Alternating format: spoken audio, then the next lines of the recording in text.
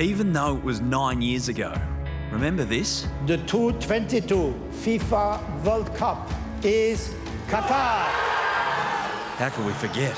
We're over it. My guts were gone walking into the auditorium because this rumour about Qatar was red hot. Maybe. We're very, very disappointed, and in fact, we're gutted. Just.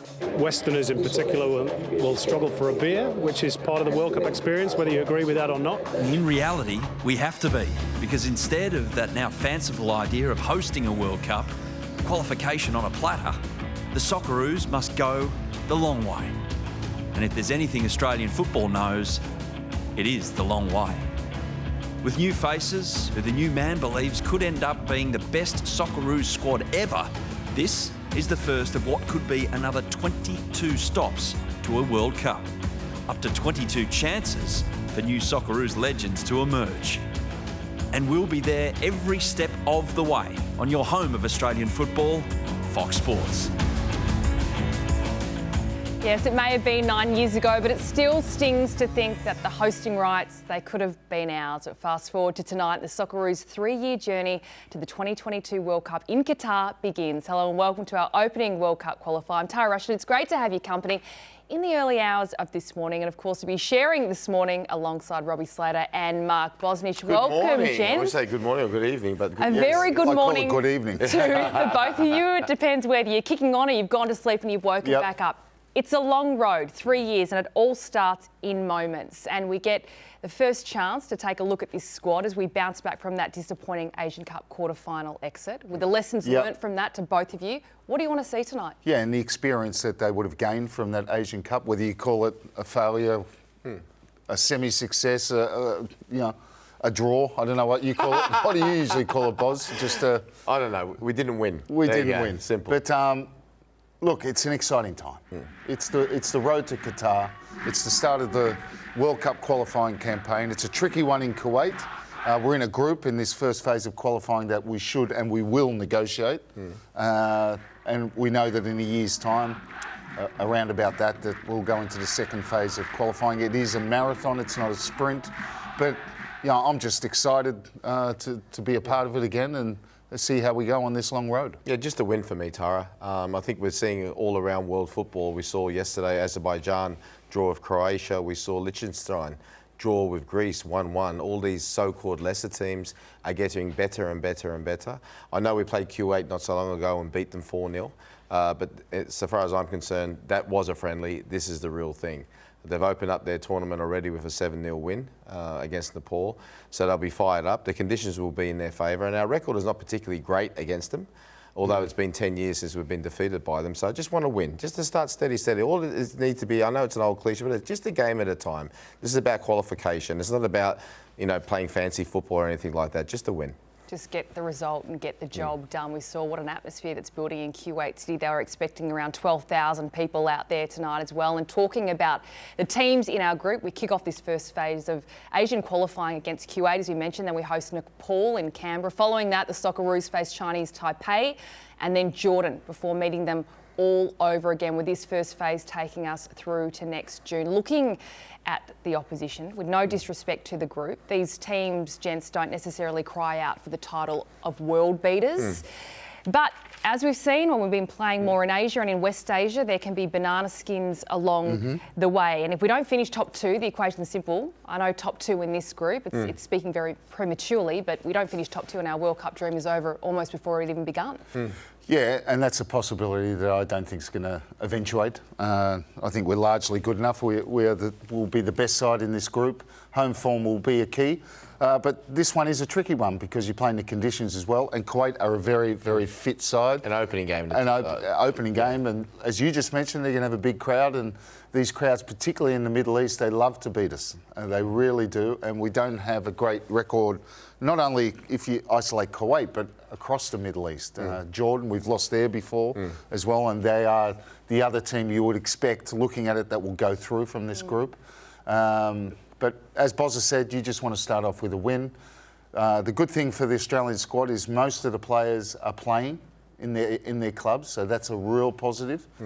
So I'm looking forward to seeing this first game. Yeah, we cannot wait. Let's get to the all-important team news right now, though, starting with world number 156, Kuwait, who head into tonight after thrashing Nepal 7-zip in their first World Cup qualifier. Kuwait's two leading goal scorers, they are on the bench tonight. With this a more defensive lineup, Hussein Al-Moussawi, the leading goal scorer in the Kuwaiti Premier League from last season. He's going to lead the line. He's going to wear the captain's armband tonight, whilst the team veteran and the talisman, Beda Al-Matawa, will have to make an impact off the bench, along with Yusuf Nasser, who netted a brace against Nepal. To the Socceroos now, and there are no surprises looking at the back five. Brighton's Matt Ryan, he's in goal, and it's a return to the fold of his Brighton teammate, Aaron Moy, who is back in the green and gold for the first time in a year. Welcome back, Aaron Moy. Joining him in the midfield three is James Jego and Jackson Irvine, and up front, it's a new look attacking trio made up of Matt Leckie, who becomes the 61st captain of the Socceroos, Adam Taggart and Brandon Borrello, who makes his starting debut tonight. On the bench, it's good to see young Tommy Deng. He was called in as an injury replacement for Mark Milligan, and we should also spare a thought.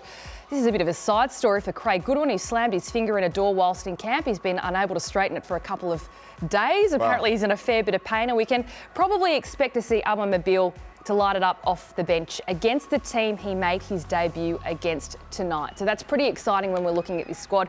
To both of you though, no goals in our past three international clashes, gents, but that could all change tonight with an attack led by goal machine Adam Taggart. With that though, becomes a lot of expectation that he will carry on his form from the K-League, where he's the leading goal scorer, and he can bring that over to the national team. What tells you that he can do that?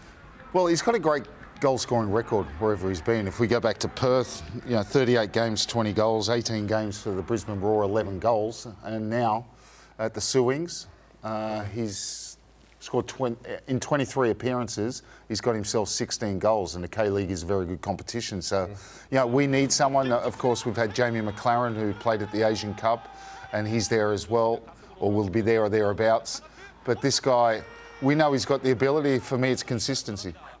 Yeah, 100% right. And you mentioned his form has been absolutely outstanding. He was outstanding in the international game against Chelsea. They have a select team of the Korean League as well. And it's all important. Robbie will tell you, even back to our time, back to way when, that you are playing for your club and you're in good form. Confidence is so important at this level. Talking about the moments that stay with you in a game, you've got the highs, you've also got the lows. Milos Degenek hoping for perhaps redemption in this World Cup campaign and starting off the qualification. How much do those moments stay with you, Bozza? Because, of course, there was this moment here against the UAE and his turnover, which led to us bailing out of the quarterfinals. Oh, look, they do stay with you forever, but, as a player, in any sport, really, you've got to get over it as soon as you possibly can. Look, I didn't watch Milos Degenek, obviously, too many times when he was playing in Saudi Arabia. But I watched him for Red Star against Young Boys of Switzerland when they qualified for the Champions League, and he scored once again, like he did, I think it was 2 seasons ago in their qualifying game. He played very, very well. So, look, that will be forever with him. He knows that. But from an Australian perspective, he can start off with tonight. Clean sheet tonight. It's over. It's done, and you move forward. Yeah, exactly right. But I think you have to admire what he's done. He could have just stayed there in Saudi Arabia, picked up his money, but he hasn't. He's gone back to European football and been rewarded. Once again, he'll be playing in the Champions League of Red Star Belgrade. Yeah, fantastic to see him playing Champions League football. And looking at this midfield combination, the midfield three, James Jego, he makes the cut post the Socceroos' last friendly against South Korea. He's going to partner Jackson Irvine and Aaron Moy. It's been a bit tumultuous for Aaron Moy as of late. He went down and then he went back up. He's back reunited with Matty Ryan at Brighton. They went to high school together. But overall, this midfield three, what do you make of it? What's Graham Arnold thinking? Well, it's not a highly technical midfield, and I think that's because of the conditions. So I think he's gone for legs in the midfield with Jego and particularly Irvine. Of course, Moy does give you that technical side. But it's a big time for Aaron Moy. Disastrous season with Huddersfield, not just him, but the club in general. And he's gone on loan to Brighton, and it's a big chance for him. He's only had a few minutes in the Premier League so far. He started in the League Cup or the EFL Cup in a win over, I think it was Bristol Rovers. So, but I think that will change. Yeah, well, that can change. Brighton were walloped by Man City in their last game. He's got Yakambash to deal with. Montevoy's another one he's in contention with. Brighton have a decent squad for that level. but certainly he's going to get his opportunities because you wouldn't think that Brighton are going to win all their games. I mean, with two Aussies there, they're everyone's second favourite team now. But it's certainly a big time for Aaron Moy, pivotal point in his career. A big opportunity, I guess, for him to show what he can do, Bozza. I mean, we know what he can do, but 5 minutes off the bench in the Premier League for Brighton for his new club. And in this Socceroos fold, you could say we miss his creativity in that Asian Cup. Well, very much so. In my opinion, he's our best player, most influential player when he's playing at the best of his ability. Look, and he showed last season, and you got to understand in a team that, like Robbie said, struggled, got relegated. What a good player he was, and hence got his move to Brighton. And I think you'll see that more and more as he starts to start with Brighton. I think it was quite evident that they did need him, or they do need him rather, especially, like I said, after that defeat by Manchester City. I think he'll start this weekend. And in terms of Australia, all he needs to do is basically play to his best of ability. He does that for me. Australia really tick. He's our best player, most influential player. It's up to, and I'm sure Graham will have a plan ready to do that for the rest of the team to create time and space to get him on the ball and let him do his stuff. Yeah, great to see him back in the green and gold. Look, we're off to a short break, but as we head there, it's been a sad day for the Fox Sports family with the tragic death of Danny Frawley. Danny was a footy player, a coach, a personality, a family man and a much-loved member of our family. His loss is felt by so many.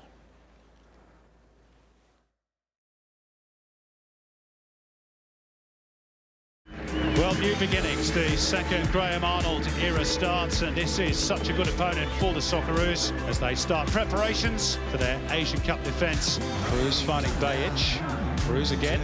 Looking for Yano. It's an own goal. Australia take the lead on 12 minutes.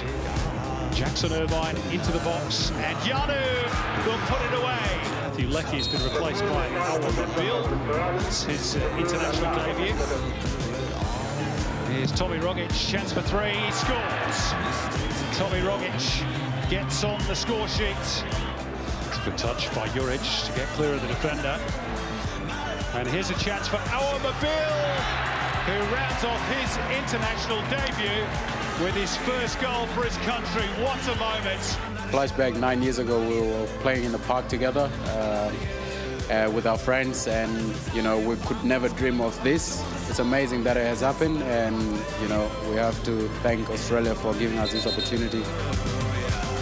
Yeah, what a beautiful story that was last year. And Thomas Deng and Awamabil both make their Socceroos debut that back in October against Kuwait. Welcome back to our first World Cup qualifier against Kuwait, to Robbie Slater and Mark Bosnich. We saw both of those gents coming off the bench, and it is such a beautiful story, gents. And when we look at how far they've come from that moment, Awamabil in particular, after the Asian Cup was done and dusted, he was really, Bozza, one of the players that came out with his head held high. Well, I think he was our best player, most influential player.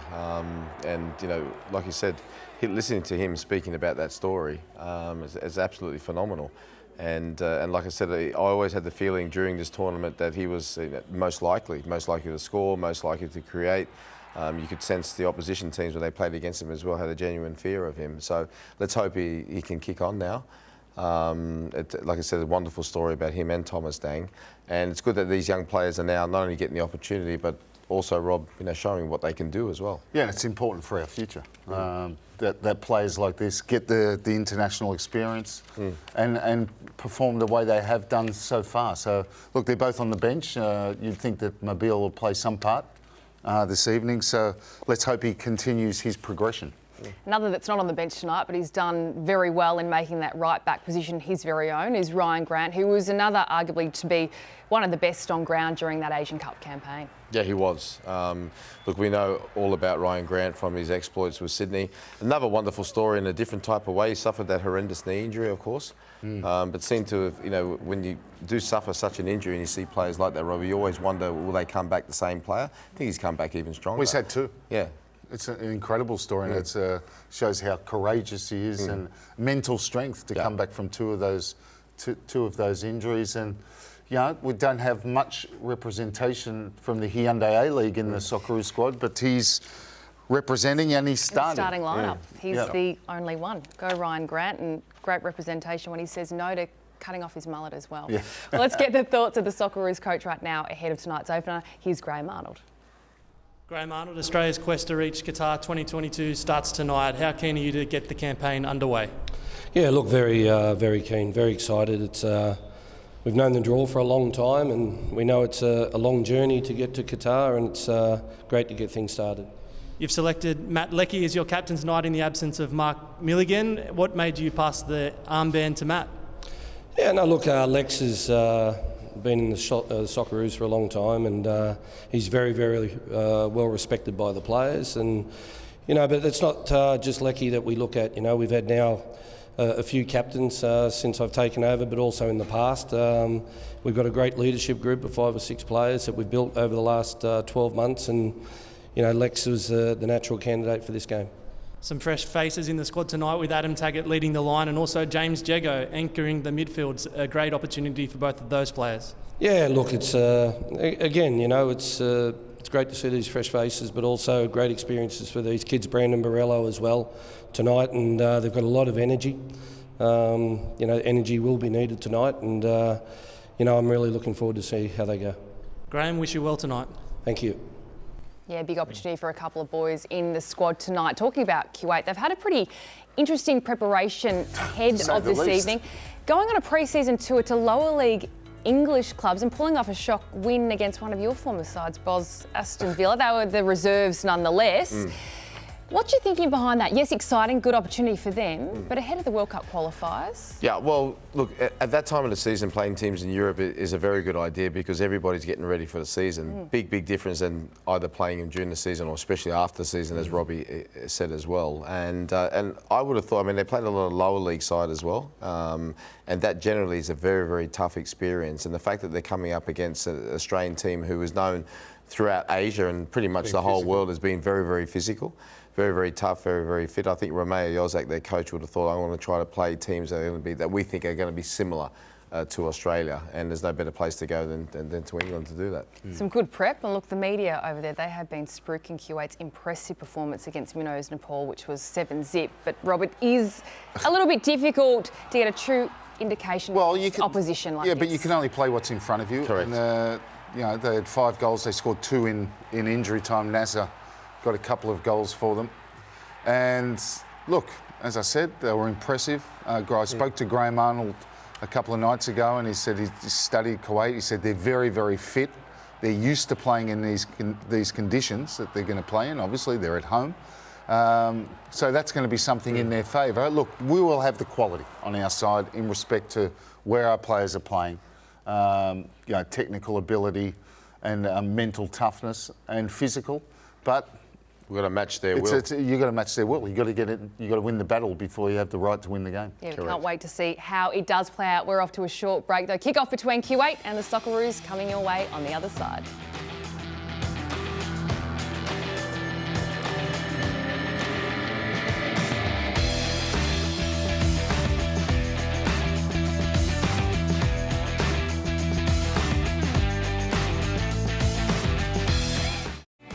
The Socceroos' long journey to Qatar 2022 World Cup starts now, so let's take in the national anthems of both sides. Then it's over to your commentators this evening, Andy Harper and Simon Hill.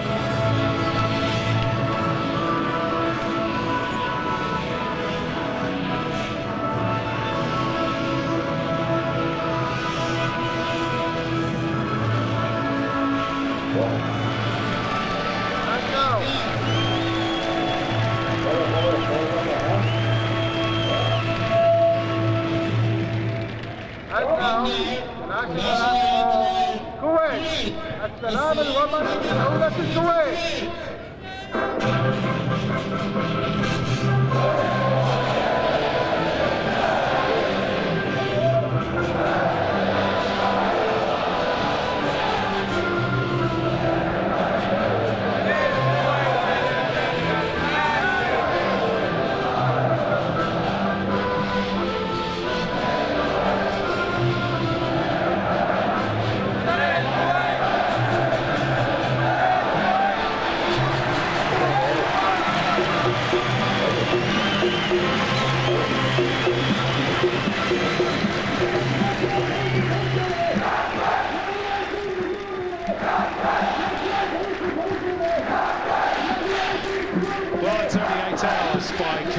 Kuwait City to Doha, less than driving from Sydney to Melbourne, but the Socceroos start a much longer journey to get to Qatar here in the desert heat tonight.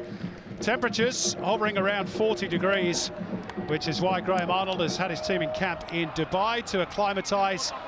And after 3 internationals without troubling the scorers, you would hope shooting practice was part of that process. There's our referee tonight. He is from Singapore, and his name is Mohammed Taki. Packed house at the Al Kuwait Sports Stadium, and their national team had no issues finding the net against Nepal, hitting 7 against the group minnows.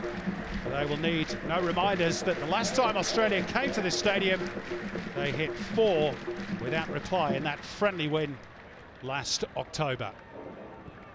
One game has been played already in this group today, and that saw Nepal get their first points, defeating Chinese Taipei by 2-0 away from home as well. There's the 2 skippers, Matt Leckie leading the Socceroos for the very first time, and Hussein Al-Moussaoui, who wasn't even part of the starting lineup against the Nepalese.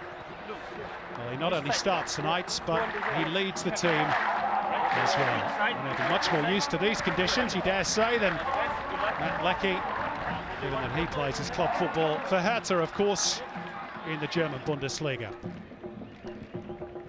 And in terms of the team news, Kuwait have made 3 changes from the side that obliterated Nepal. Intriguingly, 2 of their biggest stars, skipper Bada Al-Matawa and striker Yusuf Nasser, are relegated to the bench, along with Mubarak Al-Fanini.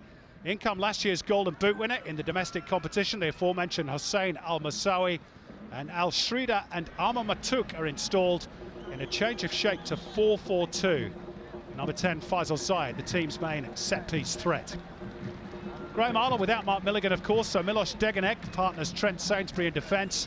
Jimmy Jego gets his first competitive start anchoring the midfield.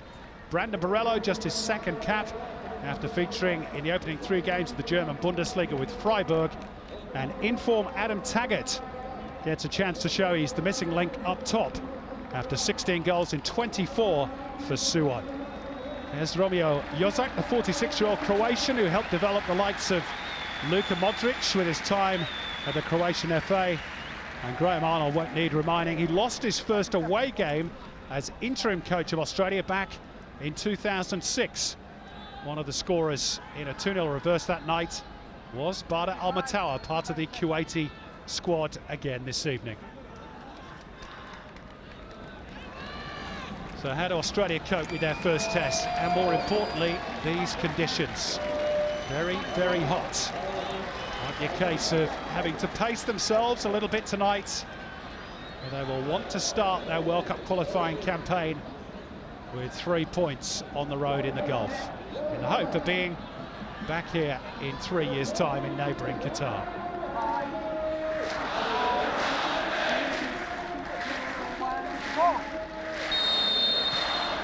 So the first step towards the World Cup as Australia begin their bid for a 5th consecutive appearance in the finals. And on paper at least, they should be too strong for Kuwait. Andy Harper. Yeah, they should do, Simon. The business starts, 2022 qualification, pitch in good condition, weather the big defining factor tonight for what is ostensibly a European-based Socceroos team. But buoyed by the 7-goal haul against Nepal and playing at home and having a history of giving Australia trouble in these types of matches, Kuwait will certainly fancy themselves. Well, a measured start for Graham Arnold's team. Now Trent Sainsbury floats it forward to the new captain, Matthew Leckie, but he loses out to Ahmad Al-Dafiri. He's then a little slow in trying to recover his ground to dispossess Matthew Leckie, but he gets a helping hand from Ahmad Al-Harbi. And a chance for Faisal Zayed to stretch his legs, looking for the whistle from Mohammed Taki, but nothing was forthcoming. A bit of a little turn by Al-Harbi. It's an early sign of where Australia will have to be careful, not just in a tactical sense, but the individual quality of the Kuwait players, particularly the front 3, and when they get into the rhythm of a game, if they get some confidence behind them, very difficult to dispossess. Well, off the head of Aziz Bayic, who was captain last time out against South Korea for the first time, but Graham Arnold switching things around, handing the armband to Leckie tonight. And just a second start in the green and gold for James Jago, who's on the ball there. And you can see that the pitch is a little bit slow in places. You remember that from this venue, from that 4-0 friendly win last October. Trent Sainsbury, who's just shifted clubs, of course, left PSV Eindhoven and has gone to Israel to join Nikita Rukavica with Maccabi Haifa. Jackson Irvine. Jago looking to float it into the box for Leckie, who might get the profit from a rebound. Didn't so in the final event. And here comes Al Masawi for Al Azraq, the Blue Wave, as they're nicknamed in these parts. Sultan Al-Anazi playing in Ahmed Al-Difiri, who's just going to lift it hopefully into the box, and there was just a moment's confusion in the Australian defence between goalkeeper and Milos Steganek. They sorted it out in the end, the Socceroos. Just a tad hesitant. Well, the initial error by Trent Sainsbury on halfway opened up the field for Kuwait.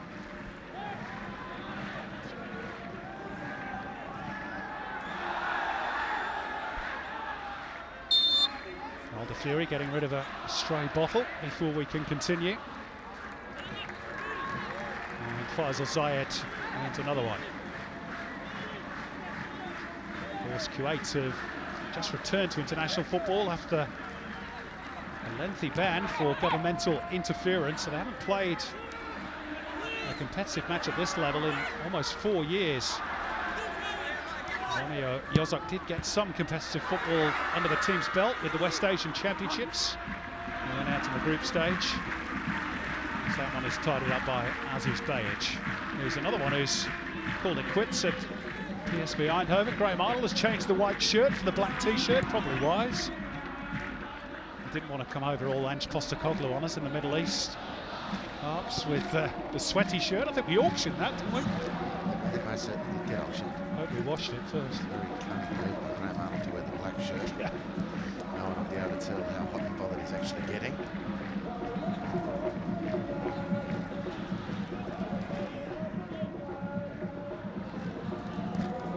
Arabic commentator is certainly getting very hot and bothered. If you're hearing that at home, I'm trying to sort that out for you. Here's Jago, who's seen plenty of the ball in the early stages, and he floats it forward for Ryan Grant, who of course does love to get forward, but his eagerness to do so, he's gone a little bit too early. The flying mullet. It's tight.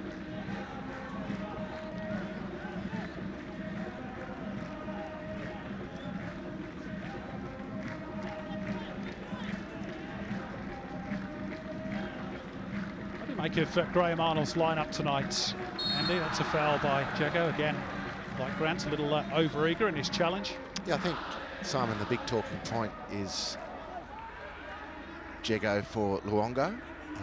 Really, there's not a lot of controversy around many of the other selections. I remember Bill, of course, the last times the Socceroos were playing, was really building a name for himself, but he misses out very understandably given the start that Brandon Berle's made to his Bundesliga career.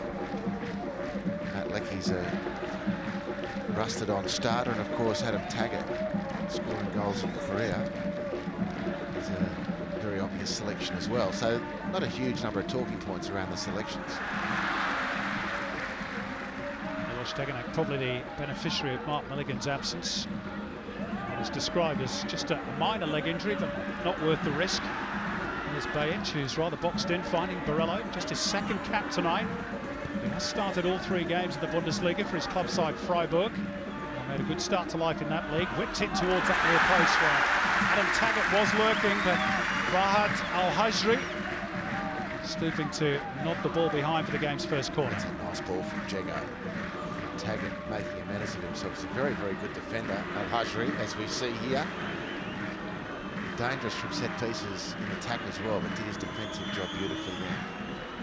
Let's see if Farron Moy can plonk this corner onto one of his teammates' heads. He loops it towards the back post. Jackson Irvine, of course, very handy in the air. Will drop to the foot. It's deflected in, and Australia have the opening goal. Matthew Leckie didn't know too much about it by the sight of things, but it doesn't matter. Australia have their first goal on the road to Qatar, and it's come courtesy of their captain.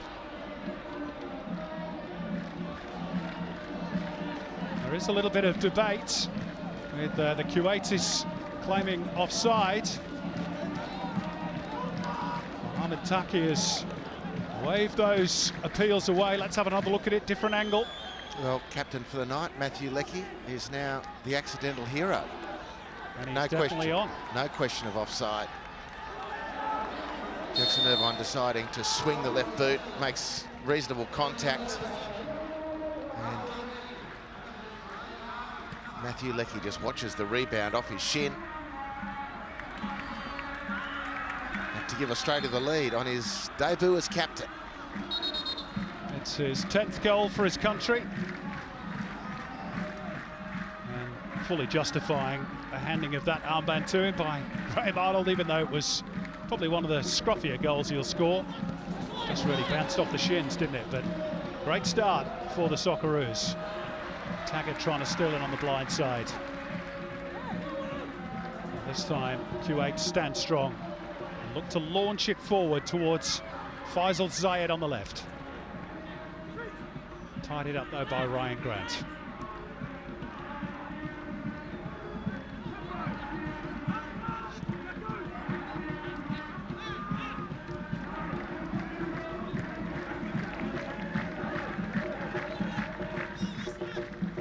So a test now for Kuwait, even in front of their own fans who've been silenced by that early goal. Yozak tried to change things around tonight, shifted to a 4-4-2. He has been playing a back three. And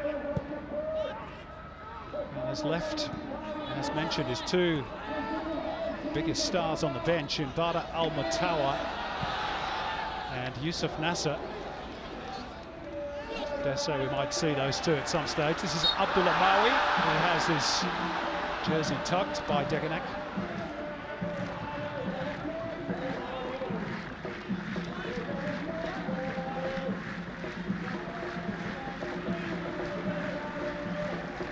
And a chance for Kuwait perhaps to apply a little bit of pressure. Throw a couple of their central defenders forward for this. Farhad Hamoud, the number 13, Hamad Al-Harbi, the number 12. Al-Hajri is up there as well, and at the back post it was Sultan Al-Anezi sliding in, but just couldn't get the contact required. And a warning shot across the bows of the Australian defence. Well, that was very makeable. The youngster Al-Anezi starting out at full stretch. And really might have done better. Difficult chance, but a very capable player. Tell you what, Al-Hajri wasn't too far away from it either, was he? At number 5. And that is the threat posed by those free kicks from Faisal Zayed. Takes the corners as well, meantime. Australia a goal to the good already. Brandon Borello linking up with Aziz Bates. There's 3 to try and pick out in the middle. Leckie trying to climb. Beaten in the air by Al-Dafiri.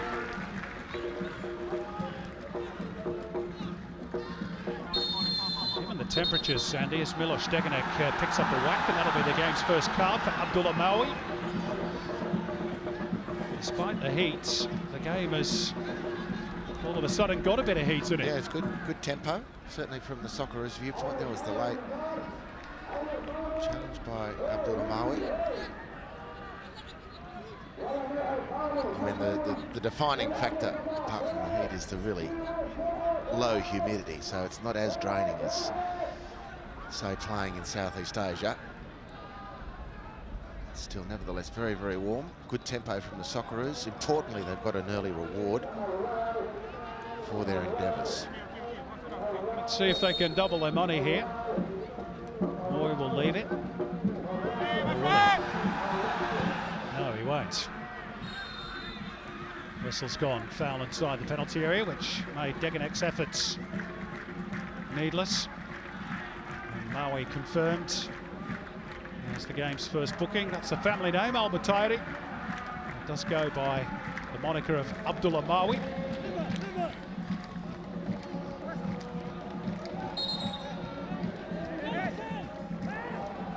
It's going to be a throw for Kuwait, which Ahmad Al-Dafiri will take. Faisal Zayed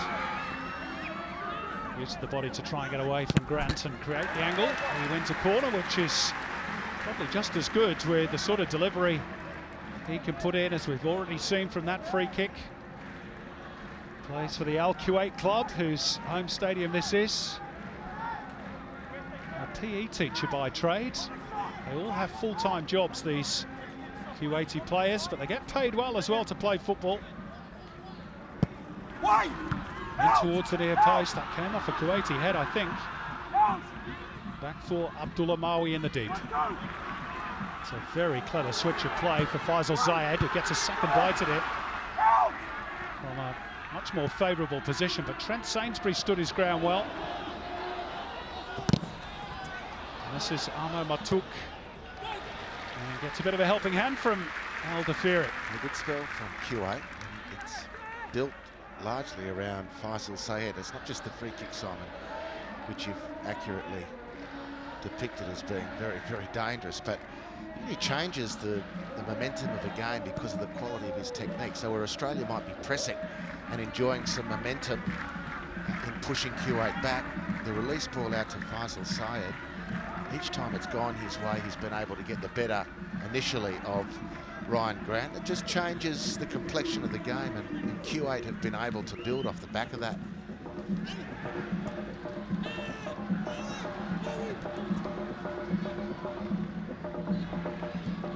Aaron Moy trying to launch it forward for the run of Adam Taggart.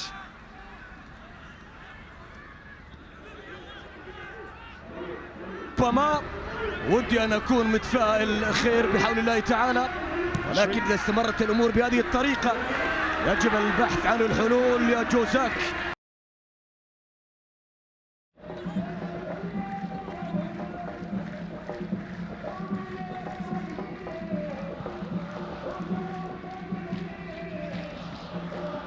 Kuwait lineup, Andy. A bit surprised that he didn't start with Al-Mutawa and Yusuf Nasser tonight, two of his biggest strike weapons, Romeo Yuzak.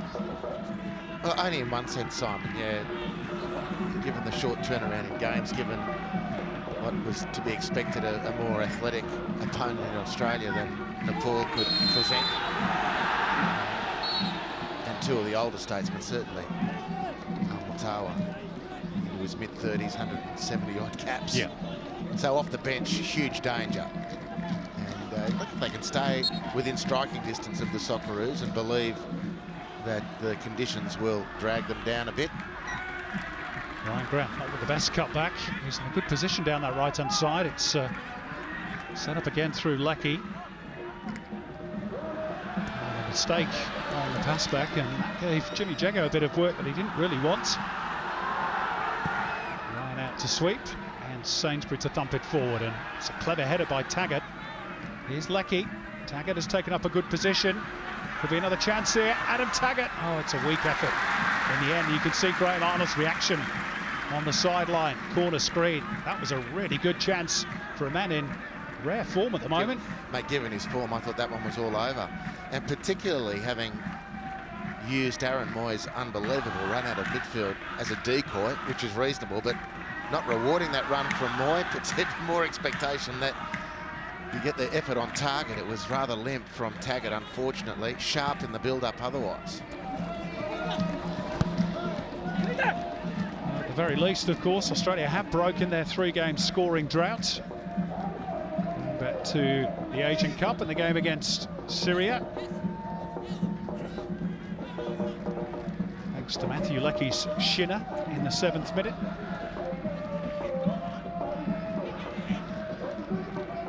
Large, that one free kick from Faisal Zayed aside, they've been relatively comfortable defensively as well. Here's Moy. Taggart somewhat boxed in. Jackson Irvine trying to lend a hand. Slid down the line by Al-Dafiri, looking for Maui. Jago comes across. Had to wait his chance, didn't he, James Jago? Sat on the bench 7 times before winning his first cap. Tonight is his 3rd. I suppose, in terms of where he's positioned in the team, he's looking at taking over the role of the now retired from international football at least Miller Jedinak. Big boots to fill. The biggest. But he's a very steady player, Jimmy Jago, and all the years we've watched him play. More recently, of course, we've been deprived of that because of his time in Austria, but I can't think I've seen Jimmy Jago play poorly. He's a very, very safe customer. Starts regularly for his club, of course, Austria Vienna. Cut back by Borello. Roy had no control over that. He also picked up a bit of a whack too. There's been 1 or 2 tasty little challenges. We're feeling the full effects of that one. Now, of course, teammates with Matty Ryan, with Brighton and Hove Albion in the English Premier League. Good to see him back in the English top flight. That was a little too straight for Kuwait. This is Grant. Jago. Now off the shoulder of Al-Harbi, brought down by Aldefiri, who's then bundled over by Leckie.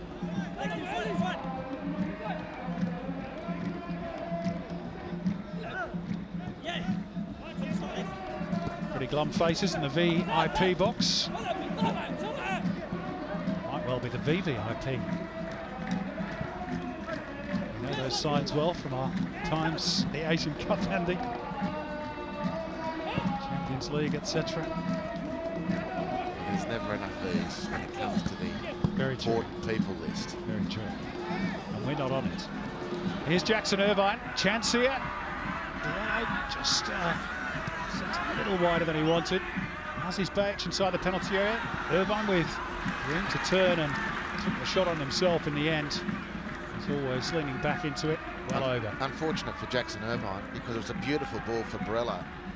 He continued his run to support into the penalty area and turned nicely. The finish was bad. And this, of course, on top of what will officially go down as an assist for him. The goal for Matthew Leckie. So a very bright start from Jackson Irvine, who is playing in that advanced midfield role. Where normally, I guess, Tom Rogic would be the incumbent option. Very, very important roles being played at the moment by Jackson Irvine. Very effective indeed. Yeah, embarrassment of riches, isn't it, that Graham Arnold has got in that regard, with Luongo again having to kick his heels on the bench. Nice problem for the coach to have.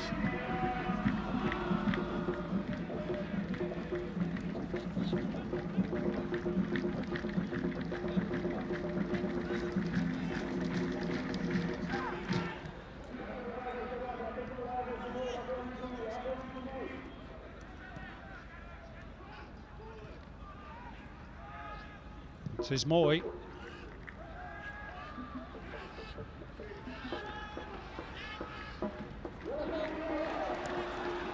Aldefiri has turned it over. Jago got rather lucky there.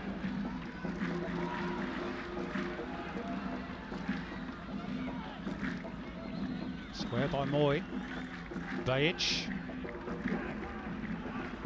Leckie's first touch took him way out towards the sideline, and it's industrial challenge from Arma Matuk.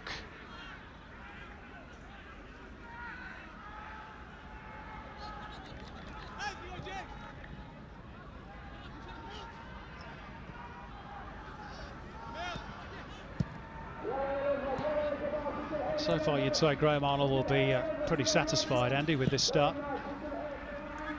Really should be 2 or maybe even 3 goals to the good. Here's Bajic. Maybe a second one is not far away. It's too high, though, for Taggart. Australia hunting in packs and trying to keep Kuwait penned in their own half. Al-Hajri. Arma Matuk. Now Al-Hajri again.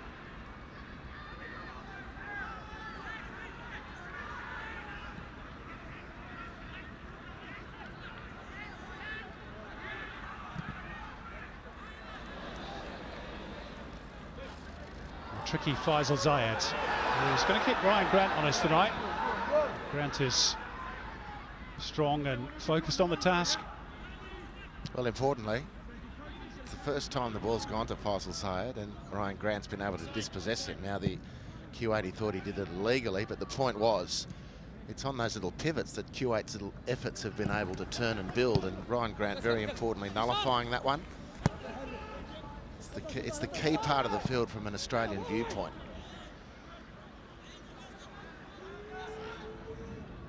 Miloš Degenek, who of course has just returned to Red Star Belgrade after his little stint in the Middle East with Al Hilal, Saudi Arabia. Got some big Champions League games coming up as well against Bayern Munich on the 19th of September, and they play Olympiacos and Spurs as well in that tournament. Irvine and Borrello combining. Home crowd trying to lift their team. It's Australian control at the moment. Boy wants it and gets it. He's going to have a dig, but cannons back off Fahad Hamoud. Spun wickedly up into the air. And it's going to be a free kick for Kuwait. Pressure relieved on the home team, and look how far back their captain is having to come to get a sniff of the ball. Hussein Al-Masawi. Yeah, but good pressure from Australia, very dominant at the moment. Working very hard in these hot conditions to keep Kuwait pinned in. Pressurising right up the field. Here's Al Dafiri. Comfortable enough for Sainsbury.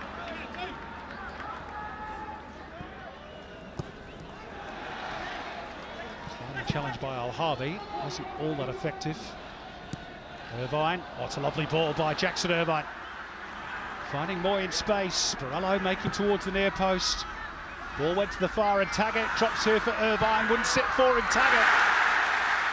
Well, he had to take it first time, and in the end it's gobbled up by Suleiman Abdul Ghafour. But Australia continue to rack up the chances. Well, beautiful out of midfield. Firstly, the little scoop from Moy to Lecky to open up the opportunity. Jackson's through ball then for Moy was superb. Another good chance for Adam Taggart. Kicked in the team to poach goals, as he's been doing in the K-League, and he's had two brilliant opportunities to do just that. And here's Faisal Zayed.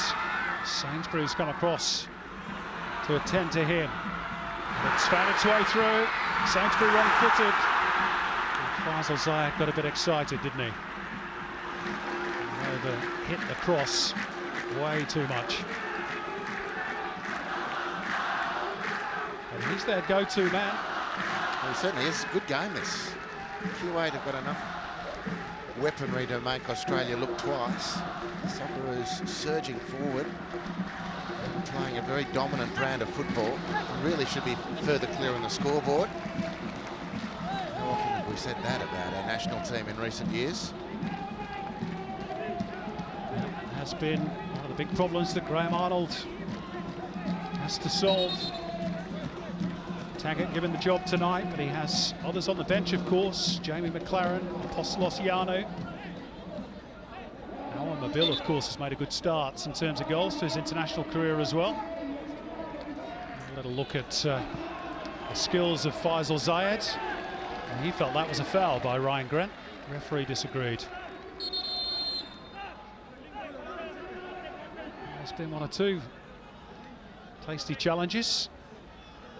Fully committed, both teams, as you'd imagine. This is a World Cup qualifier, after all. Start of a long road to Qatar. And it took Australia 22 games, didn't it, last time around to get to Russia. I'd hope it's going to be a little bit easier this time. There is Bada Al-Matawa, left of screen. 34 years of age now, but by far Kuwait's best player. Kept in reserve. Maybe he'll excite the masses a little bit later. This is the first of the drinks breaks, which is why we're seeing these replays. I'm told there might be 2 per half tonight. That's how warm it is. Temperatures at kick-off, Andy. a rare 38 or 39 degrees. Fancy playing football in that heat? Not really. Not really. The beautiful slow-mo of the guzzling action. Beautiful technique on the drink. It won't be alcoholic, of course, in Kuwait, completely dry country. And we were in Kuwait City 2010, got treated very well, very pretty country as well.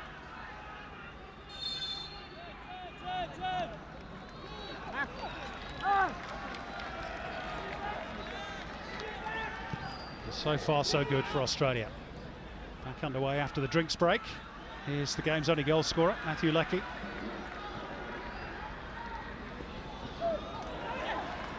Jago to slide it into touch. He's had a very busy start. James Jago, there's Romeo Jozak. Plenty to think about for the Croat. This is only his second senior coaching job. He was in charge of the Polish outfit Legia Warsaw. One of his charges, interestingly, was Michael Kopczynski, of course, was with the Wellington Phoenix in the A-League last year. He was sacked after a season in Poland. Now charged with restoring the fortunes of one of Asia's most proud football nations. They were Asian Cup winners 1980, World Cup qualifiers 82. Fallen on hard times, Andy, and bedeviled by political problems. Well, through the 80s and 90s, it was Qatar and Iraq, and then daylight for the rest of Asia. Or certainly in the Gulf, they completely dominated this part of the world. Amazing rivalry between the two. And boy, beautiful ball. Just break off to find Ryan Grant. Never needs a second invite to get forward. Australia corner. the first goal for of 1990 has marked the beginning of the modern era for Kuwait in a whole range of ways, and not in a positive sense when it comes to their football. They've really struggled since that time. See if the Socceroos can put them under further pressure from this corner kick. Jaron Moy is about to deliver. Man on the near post, not the far, and Jackson Irvine got up, and again it's turned in for a second goal, again from close range, and again it's Matthew Leckie. The skipper has a brace, and for the second time the Kuwaiti defenders left him all alone. Well, Jackson Irvine is determining this game for Australia. Very good team performance, but he's too good and strong in the air to be so free, and he made space for himself without a lot of challenge, and the downward header is swooped upon by the skipper.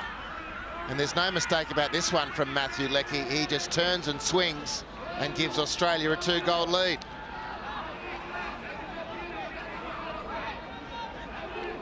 Punch of the air from Graham Arnold.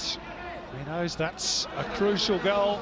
There's the Australian contingent in the stands. Plenty of expats living and working, of course, in the Middle East. And right on the half-hour mark, in the heat of Kuwait City, Australia have a bit of breathing space, thanks to their captain, twice. And set pieces twice has undone Kuwait. Australia's undone Kuwait on a couple of other times, occasions rather before then, but haven't been able to capitalise. But the 2-goal lead is by no means an inaccurate reflection of what's been going on here so far. And again, the home fans fall rather silent. Here's Al-Masawi trying to liven them up. Abdullah Mawi in behind. Could be a problem here for Australia. Aziz Bayic has stood him up there. Pill for hands. One or two quite loudly as well, but Mohamed Taki, the referee, was quickly away and on his heels. Again, just glimpses for Kuwait. Meantime, they've turned the ball over in a dangerous position. Taggart. Borello's left the ball behind. Irvine trying to retrieve it. And it's back with Abdullah Mawi looking to make amends. Ryan out of his penalty area, not for the first time tonight.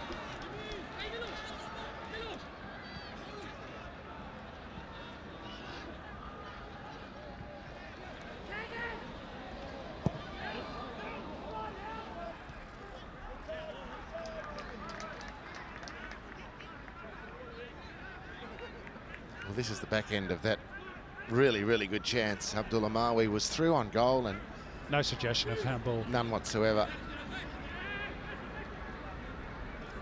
Off the chest. For some reason took an extra touch towards goal and killed the opportunity, but what a great little hit back that would have been for Kuwait were he more clinical in front of goal. Tell you what, might not have been a handball, but I'm pretty sure it was a foul throw by Ryan Grant. Anyway, they got away with it. And Australia got a corner out of all that.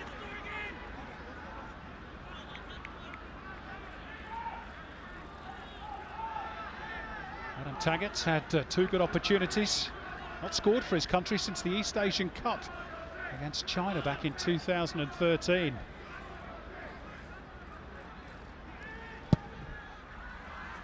Corners have been their undoing, Kuwait, and very nearly so again. Matthew Leckie was just waiting for the scraps. Not so on this occasion. And again, Kuwait not dealing with the Australian set piece, and ill discipline from a Kuwaiti viewpoint, and then just unable to compete one-on-one. Great advantage for Australia. Kuwait have shown their free kicks to be dangerous as well. Lack of opportunity in that sense is hurting Kuwait.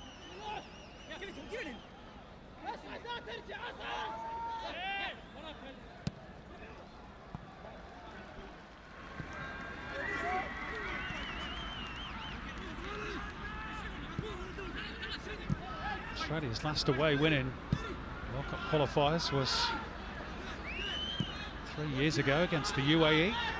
No wins in their last 6, but they look pretty well set here. That night it was Tim Cahill in the heat of Dubai.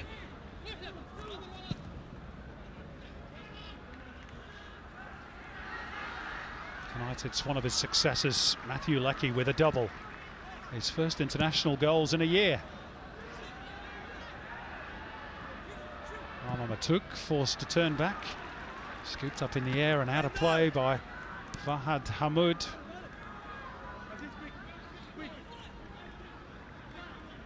How long before Yozak feels perhaps he has to go to his bench and introduce the likes of Al Matawa or Nasser or both? Now, this probably won't define their qualifying campaign, but the last thing he wants, Andy, after a 7-0 win over Nepal, is to see that goal difference eradicated by a heavy defeat to the Australians. That'll be Ryan's.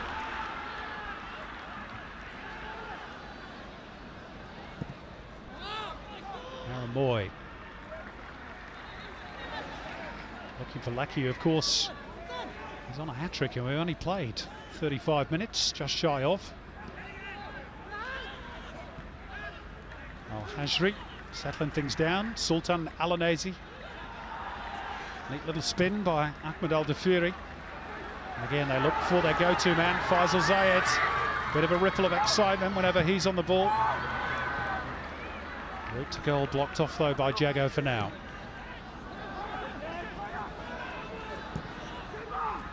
Two straight. Easy for Ryan. Look how quickly Matty Ryan releases the ball. Australia really putting their foot down here. In fact, there's been no let-up from the Socceroos in the 35 minutes. 38 degrees, 39 degrees at kickoff. It's been a really impressive performance from the Socceroos. Borello's done well all game. Latest instalment just there.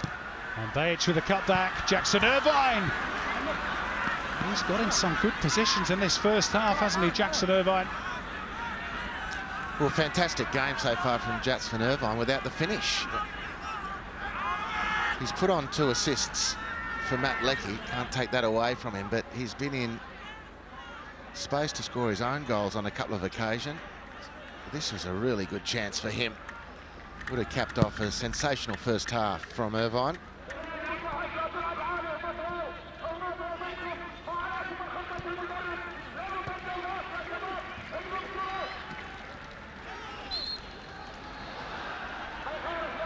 Handball against Alanesi.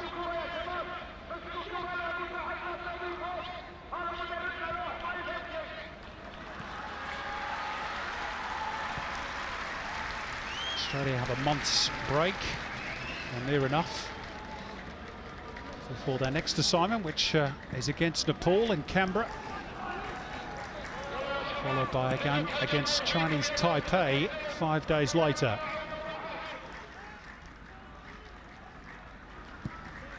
Ryan Grant, test for Suleiman Abdulghaffar, and his punch isn't that strong. It's three. It's Aaron Moy who places it beautifully in the top corner. And he has his first international goal in 3.5 years. And surely Australia, even at this early stage, are well set now for 3 points. Ball into the box, not dealt with at all by Al-Ghaffar. Adam Taggart with the presence of mind to drop it to Aaron Moy. And the test of technique is when you've got a space to hit under pressure and you hit it. And that's Aaron Moy to a tee. Beautiful work. Never was going to miss. Superb effort from the Australian midfielder. Excellent first half from Australia.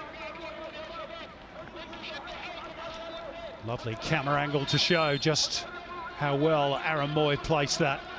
Defender on the line, absolutely no chance. And a welcome return to the goal-scoring list for Aaron Moy. His 6th for his country, but his first since he scored in March 2016 against Jordan.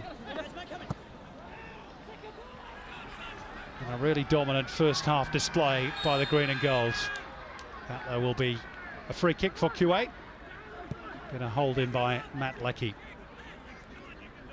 That's a acclimatisation period that Graham Arnold put his squad through in Dubai, where I'm told the temperatures were even warmer and the humidity, crucially, much more difficult than in Kuwait City, appears to have paid big dividends. Well, it's been a very good first half so far. Great opening to the 2022 qualification campaign. Kuwait perhaps showing the lack of international football over recent years. Australia last visit here in October of 2018 beat them 4-0, but this has just been a much more clinical performance from Australia. By comparison, Kuwait at 6s and 7s at the moment. Graham Arnold feeling the heat as well, though not on the pitch. Taking a gulp of water.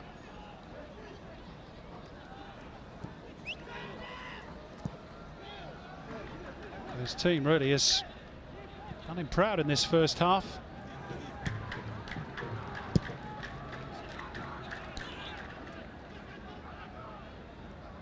The odd scare defensively, but nothing really too much to trouble the green and gold. Matt Ryan hasn't a save to make. Ryan Grant floats it forwards, chested down by Brandon Borrello. He'd love to get in on the scoring act as well, no doubt. Well won by Sainsbury as Australia look to keep the pressure up.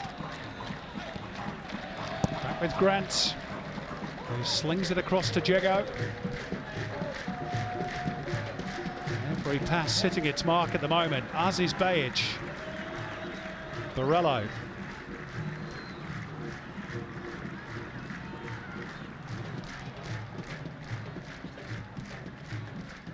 Squared up by Jego for Sainsbury. Australia just stroking the ball around with ease at the moment.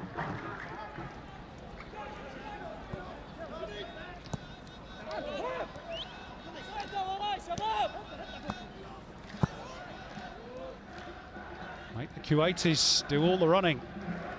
Ball doing all the work at the moment. Deganek, Aaron Moy. This must be 20, 30 passes they've strung together. Kuwait just can't get near them at the moment. Jego again. Moy. Gets the return off Bayic. Now there is an intervention by Kuwait. There could be a chance on here. Al-Masawi just couldn't quite reel the ball in. Otherwise there could have been a problem brewing there. Quite unexpectedly too, after that long sequence of Australian passes. Well, they looked like they had them. Socceroos looked like they had Kuwait completely comatose. Aaron Moy just pushed it a little bit too finely, and Kuwait sprung a very dangerous counter-attack.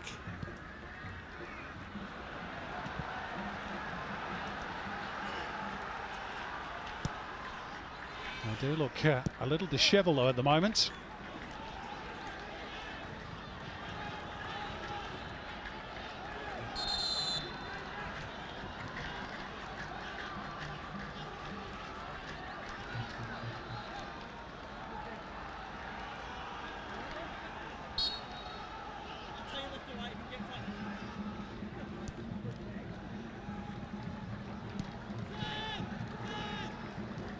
Australia quickly back in control from the throw. Degenek to give Matt Ryan a rare touch.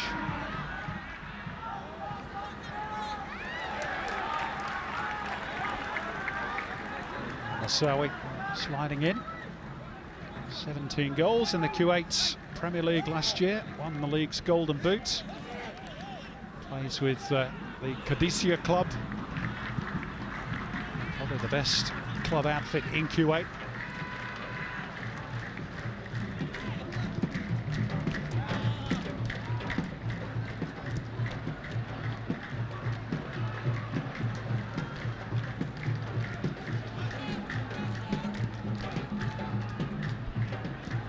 Moy with time to turn. Deft little touch from Taggart, perhaps a bit too deft for Irvine. But again, confusion reigns in the Kuwaiti ranks and they turn the ball over as quickly as they win it. Now Abdullah Mawi trying to break clear. It's not the first time he's been held back. And that's going to be a booking for Adam Taggart. And probably fair enough, as Maui got booked for something similar earlier on in the game. No, clear yellow card from Adam Taggart. He's had a couple of nice touches. Adam Taggart, but crucially, two great chances to score and didn't take them. Would have a slight hamstring niggle moving into this game. I'm not saying that's the reason why he missed the chances, but there's a little bit of a doubt over his inclusion in the squad, but he's starting tonight. Faisal Zayed. Ryan Grant got duped somewhat there. He's the one player that has shown a bit for Kuwait. Here's Al-Shrida. Here's pass away to Al-Anazi. Well run back by Al-Dafiri. That's a good turn too by Al-Anazi. Went down a little theatrically, but there was some contact, so it will be a Kuwait free kick. And again, just to continue the theme, look down and out Kuwait until the ball gets to Faisal Zayed and they flick the switch. Just changes the whole complexion, whole context of the game for them. Other players spring to life. Now they've got a free kick in a pretty handy part of the field.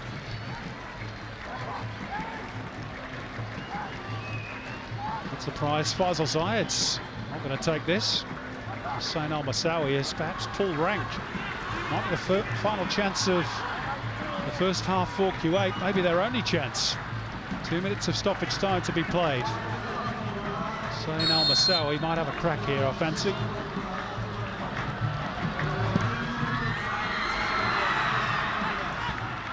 Well, when you've had the paucity of chances that Kuwait have had in the first half, it's probably fair enough to say who can blame him.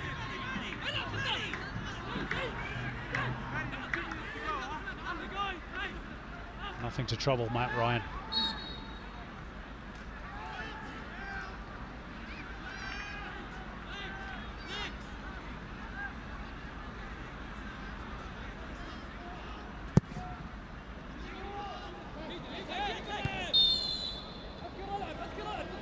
Taggart, a judge guilty of leaning into Al-Hajri.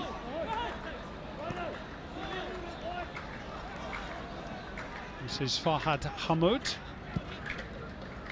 Al-Dafiri out to Amar Matuk and Abdullah Mawi. Turned back by Al-Anazi. Really, Andy, as we head towards half-time, it is very difficult to see any way back into this contest for Kuwait. Would you be tempted if you were Yozak to throw on Al-Matawa and Nasser? Well, it depends on how much. Give the place a bit of spark. Could be further damage here. Barello. Hashri gets it out of harm's way for now. Depends on how much he reckons they've got in their tank. But again, a goal for Kuwait would change everything. We've seen particularly from this team, how quickly their confidence can rise with a couple of sparks. Here's Faisal Zayed. Can he provide that spark? Just ran into a green and gold wall, really, didn't he? Yeah, that was a pretty naive run in the end. Had good support, didn't use it. The attack came to nothing. And that is half-time in Kuwait City. That run from Faisal Zayed, the final action. He's been their brightest spark in a half that's been dominated by the Socceroos. 2 assists for Jackson Irvine, 2 goals for Matthew Leckie, captain on the night, 1 for Aaron Moy, 3 goals. And Australia, safe to say, halfway to 3 valuable World Cup points. At the break, Kuwait 0, Australia 3. Yeah, thanks so much, Simon. The Socceroos not looking too troubled in that first half. The Kuwait, we're off to a short break. On the other side, I'll be joined by Mark Bosnich and Robbie Slater to run our eye over all the first half action. We'll see you soon.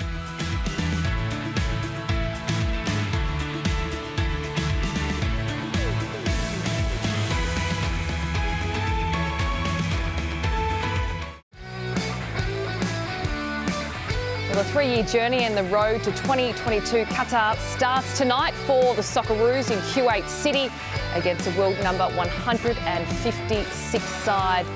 And while it's fair to say that on a balmy night, they are doing it pretty easy against the football minnows, who are trying to put up a pretty good fight, but the Socceroos are well and truly in the driver's seat. Welcome back from Tara Rush. It's great to have your company and to be joined by Robbie Slater and Mark Bosnich. Off the side of what I just said, we're going to take a look at some of the stats now that pretty much back up the fact that the Socceroos are well and truly dominating and have dominated this first half. 60% possession, they've doubled the amount of completed passes, and you just got the impression as well that there were some passages of play there from the Socceroos gents where they looked like they were just passing the ball around for a bit of fun. Robbie? Very good. Has been very good. And that was a very good start, yeah. Jackson Irvine, excellent. Jago was good. The whole midfield dominated. Moy, always on the ball, comfortable at the back. And there's a class between these two sides, and Australia are a class above. But what I liked about was their aggression to not allow Kuwait, to play. They've looked dangerous on the counter at times. They've got 2 players, Mawasi and Fazal Al-Harbi, who look dangerous. That's their number 10. He's been their best player, but it's all pretty off the cuff for them. For the Socceroos, set pieces obviously been key. They always are in these type of games, and physically we've overpowered them. Yeah. Well, we're going to talk about those set pieces because Kuwait just haven't been able to handle them at all with the first 2 goals, because they're similar. 2 corners, they lead to 2 goals and 2 from their captain, Matt Leckie, tonight. Yeah, most definitely. Look, there's a lot of teams from this part of the world who are not very good at set plays, and both Robbie and I and others have always said, why not exploit it? Don't be ashamed to exploit it. I think there's a little bit of a, I don't know how you put it, chip on the shoulder, so to speak, with Australian teams sometimes, that they feel as though that to prove themselves in some type of way that they've got to play about 15 or 20 passes before they score a goal. If a team has a weakness, you exploit it. And like I said, a lot of teams, especially from West Asia, have shown in the past that they're not very, very good at defending set plays, and we saw that again tonight. Jackson Irvine at the forefront of both of them. Leckie, the first one, inadvertently. This one, you could say more on purpose, if you like. But every time there's good balls being put into the penalty box, they look very, very vulnerable. And the 3rd goal from Aaron Moy was an absolute gem. Although the keeper did flap, yes, but like Andy Harper said in commentary, he had a split second to put it in a certain spot and he put it right there. So really good start by Australia. Nothing more than we expect. A lot of people will be at home saying, yeah, but the opposition wasn't great. Okay, but like Robbie said at the start when we were talking about Kuwait versus Nepal, you can only beat who's in front of you. You can't play against somebody who's not there. And it deserves another look right now. Aaron Moy's goal, and what a finish it was, Robbie, because, geez, he didn't miss it. No, he didn't. He didn't have any time to think about it. The way he dispatches it is, technically perfect. It's a short layback, so he's got no time to think about it. He dispatches that into the top corner. Can't blame goalkeeper or anyone else for that. Well, you go. Obviously blame the goalkeeper for this. You're thinking about the guy on the line. Yeah, the guy on the line. But no, terrific strike. And I was surprised. I didn't realise that Aaron Moy hadn't scored for 3.5 years for the Socceroos. So, he'll feel relieved at that. And he's been pretty good as well. Yeah, he has been outstanding. 3.5 years. I couldn't believe it that it was back in March 2016 against Jordan when his last goal came, and he will not forget about that one. And we spoke about perhaps the way that this Socceroos side missed Aaron Mooy's creativity in the midfield bozzer, and he's back. And what we've definitely noticed, I don't know how you've read it, is that combination play between Mooy and Ryan Grant down that right-hand side. Well, Ryan Grant, and look, it's not as his beige, but obviously then it depends which way Aaron Mooy wants to go. But Ryan Grant has, and we spoke about him before the game, got a phenomenal engine. Allows him to get both, both up and back, and always provides an option for that creative player in midfield. And we've seen that once again in this first half. You're seeing here from a defensive perspective, he always does his job defensively. That's his first job. He does that very, very well. From an attacking perspective, it must be very, very intimidating for people playing against him, especially his winger, knowing that not only is he going to defend, it's going to be very difficult to get past him, but he's going to run me the other way as well. And it really is a weapon. We saw it exploited during the Asian Cup, in all fairness, and it's continued on tonight. Looking at their opposition now, Kuwait, no shots on target. They've had a couple of opportunities. Looking at their first half, what are you anticipating from them come this second half? Well, look, they're going to keep trying. They've got a big crowd behind them who kept on, you heard with a few minutes to go, they're still chanting and singing. So, they're back in the international fold. And you can see that, in a game like this against quality opposition, they've lacked that international experience and exposure. So that was a half decent chance. Yeah, that was early on. It was only 1-0. But as I said, El Moussaoui and Fazal El Harbi on the left-hand side, that number 10, they're players that have looked the most dangerous. And you see there, the boys should cross that. So they've got themselves into a couple of decent positions and haven't made the most of it. But by and large, the defence has done what it should do. It's defended well. Nullified. Sainsbury and Degenek have been good, but it's been a dominant performance from Australia. Overall, looking at Australia's first half performance and what you perhaps want to see more of come this second half, we speak about Jackson Irvine, Matt Leckie, Aaron Mooy, of course, but Brandon Borrello and Adam Taggart. What about those two players? Well, do you want to see more from them come this second half? Well, it's a bit difficult for Taggart at the moment because they're sitting very deep, and he's just got to get himself ready for the goals like Leckie has scored, and he'll be dying to get a goal. This is his first appearance since he played against Spain at the World Cup in 2014. Wow. So you'd think that 5 years ago he'll get a chance in this kind of game. I think the rhythm of this game will continue. I think Australia will have lots of chances. Yeah, if you're Adam Taggart, but you're thinking to yourself, this is the type of game. Boots. Yeah. I can get a couple of goals, maybe even 3. So. Just like Robbie said, he's just got to make sure that he keeps putting himself in those positions, a lot like Matthew Leckie did. Yep. This is a real opportunity for him. And Borrello was good on that left-hand side. When he got the ball, he looked dangerous and sharp. Well. And it's great to see him. We didn't talk much about him in the pre-game. As we see another chance for Australia, this one, Jackson Irvine, just can't turn this one at the near post. But, Borrello is a player that, and we've talked about the need for us to get more players into top leagues, and he's at Freiburg now. He started in the last game. Started all so he's playing in the Bundesliga along with Matthew Leckie, so that's good to see. Yeah, good to see them on the park and regular game time for him as well. We're off to a short break.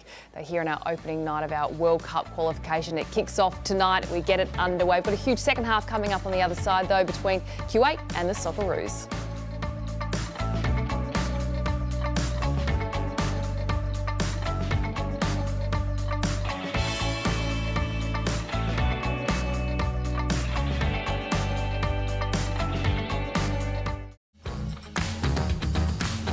Welcome back to our Kuwait Sports Club Stadium in Kuwait City, where it's our opening World Cup qualifier against Kuwait. The Socceroos well and truly in cruise control, you could say.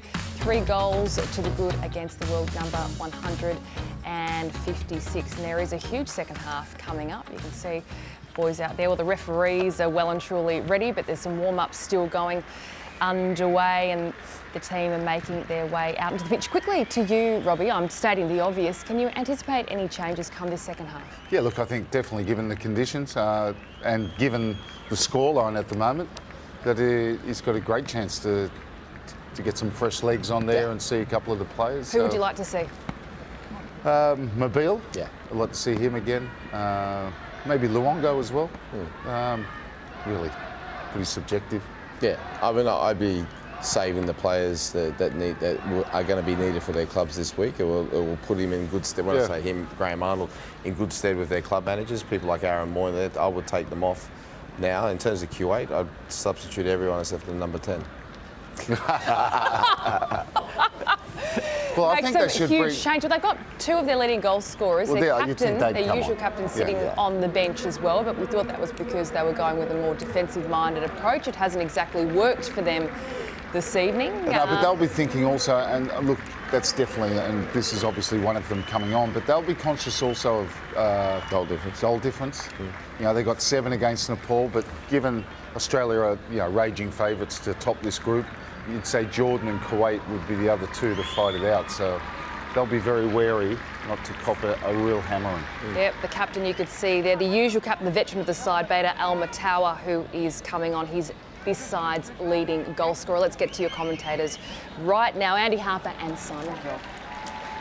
Yeah, thanks very much indeed, Tara. It is a double change, and as we alluded to in the first half, they're bringing on their big guns, Kuwait. Bader Al-Matawa, their veteran skipper, wearing number 17. And he's giving the team talk already, isn't he? 170 caps.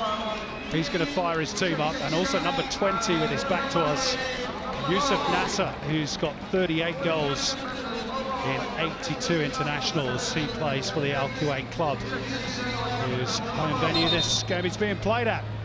And they took their time coming out.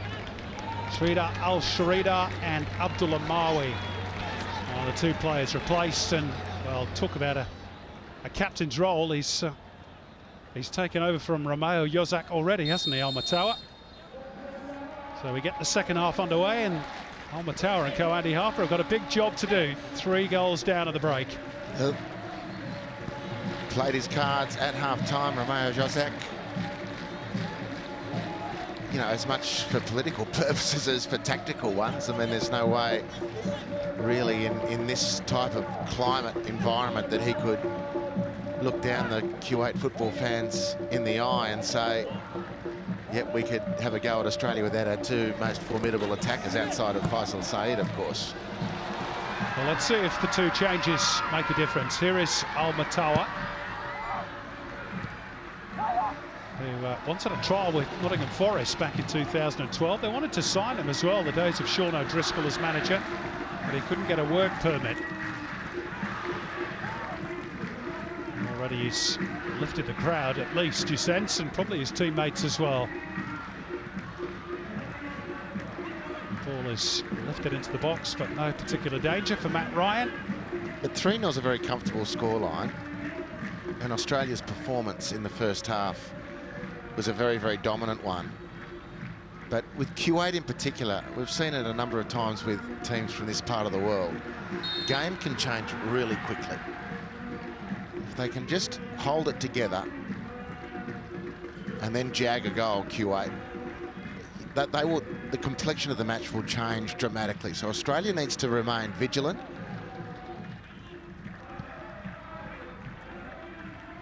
As it is, they have that comfortable advantage, courtesy of Matt Lackey's double, his first since a game against Czech Republic, and Aaron Moy's goal. This is Branda Barello, winning just his 2nd cap for Australia. And there's a real eagerness about Kuwait at the start of the second half. Zahad Al-Hajri got the ball in rather unmentionable place. There's the aerial view of the Al Kuwait Stadium. There's sultry Gulf evening. Australia have coped with the conditions and the opposition pretty much with ease in the first 45. See if they can finish the job. Barello with Amamatuk snapping at his heels. Aaron Moy looking to release Lecky. Now it's with the tricky Faisal Zayed. By far Kuwait's biggest threat in the first half. Credit to Adam Taggart, who chased back.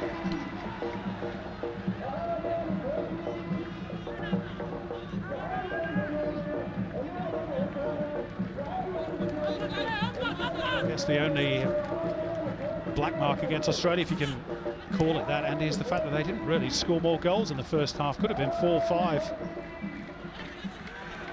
Adam Taggart with a couple of chances as Grant swivels and plays in Taggart, who in turn finds Aziz Bayic. These days plays with some pretty big stars in Turkey, the likes of Robinho and Gael Clichy with his club, but he's turned it over to Al Moussaoui, who left his teammate Al Matawa just a tad short. But a dangerous front four now for Kuwait. They looked promising on a couple of counter-attack situations, but didn't quite have the ammunition outside of Faisal. Now with the two substitutions, very top-heavy. I'm pretty sure that is a banner in honour of the Emir of Kuwait, who was due to meet with Donald Trump, I'm led to believe, but has fallen unwell in the United States. I don't read Arabic, but I'm pretty sure that says get better soon. You do, of course, Harps. You speak many languages.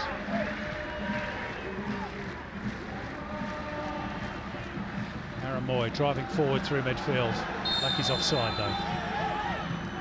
On a hat-trick, Australian captain, and strangely enough, the last Australian to score a treble at international level was a former Australian captain, Miller Jedinak, against Honduras, as I'm sure you remember. It's a qualifier that took Australia to Russia, November 2017. Although there was a bit of a doubt about one of them, I seem to remember. Big deflection. I'm sure Big Miller's claiming it. I'm not going to take it off him, are you? No, not with that beard. That's Jedinak's, not Faisal Zayed's. Moy, perfect weight. Into the path of Lackey, who holds off the attentions, at least initially, of his opponent. Credit to Farhad Hamoud, who stood his ground. Well, it was good defending in the end because it was a lovely ball from Aaron Moy, and you thought really for all money that Matthew Leckie was going to be through. But the changes have stabilised the ship for Kuwait. Here's Al Matawa trying to see as much of the ball as possible, but he's lost out there.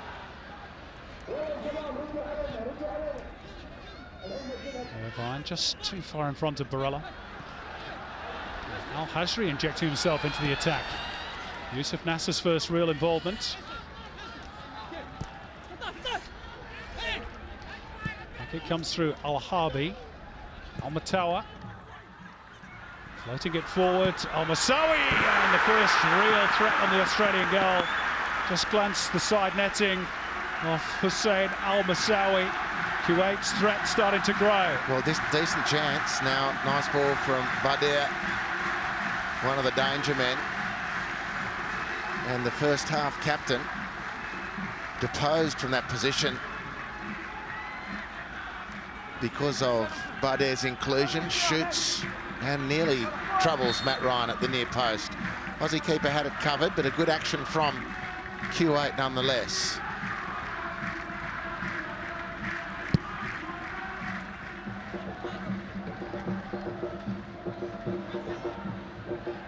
Breaks kindly here for Leckie.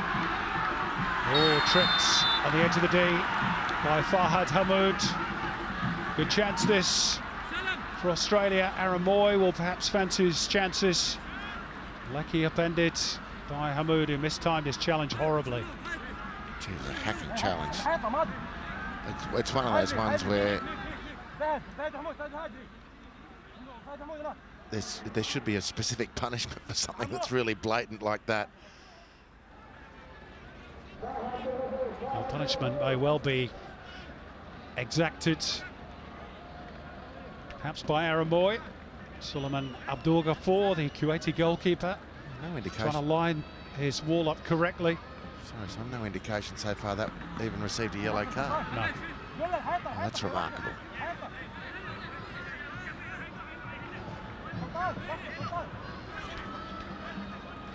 This is certainly within Aaron Moy's capabilities.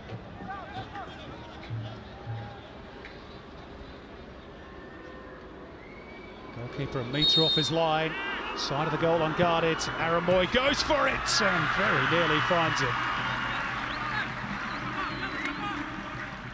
Well, keeper to me looked to be beaten, scrambling across the line. Maybe he had it in his mind covered. Aaron Moy, really, to be fair, didn't get terribly excited about it. This is the angle that will tell us how close. Far off. Kuwait starting to win some challenges in midfield. And here's Bada Al-Matawa again. Full of energy off the bench, even at 34. He's the reigning Kuwaiti Player of the Year, even at his advanced age. But there's open pasture for Aaron Moy. Wide right is Lecky.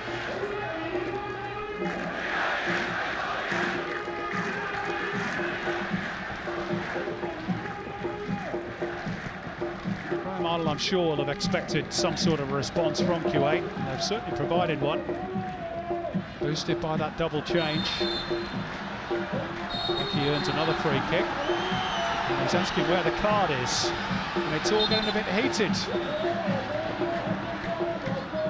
Well, I'd be a bit frustrated if I was Matt Lecky as well. It's been open season on him in the last few minutes. Particularly, not so much this one from Al-Hajri, but particularly the Fahed Al-Rashidi challenge on the edge of the box didn't receive a sanction. It's quite ridiculous. That one hasn't either.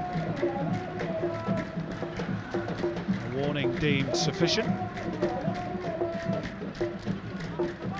This is probably a bit far out, even for Aaron Moy.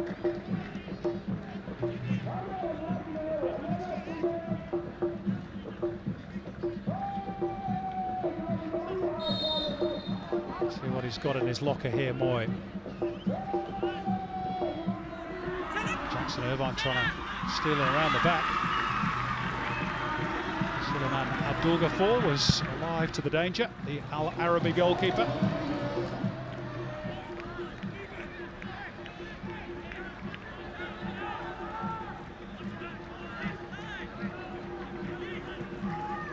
Not just captain of his team, he's also a captain in the Kuwaiti army in his day job, Al-Matawa. Romeo Yozak is hoping that he can give his team a bit of a lift, and it's hard to say he's probably done that already in terms of the mood. Clumsy by Barella.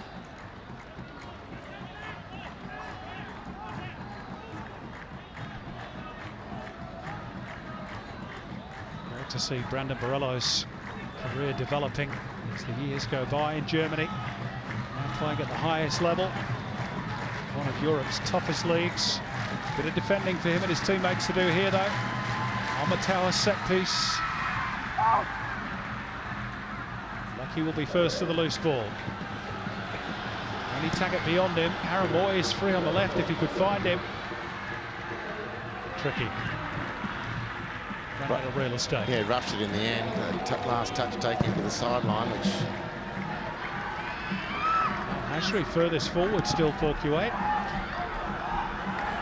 Symptomatic of the increased energy of this Al Azraq team is their central defender. Borrowing away for possession on the opposition byline. He's almost out of puff now as he gets back to halfway.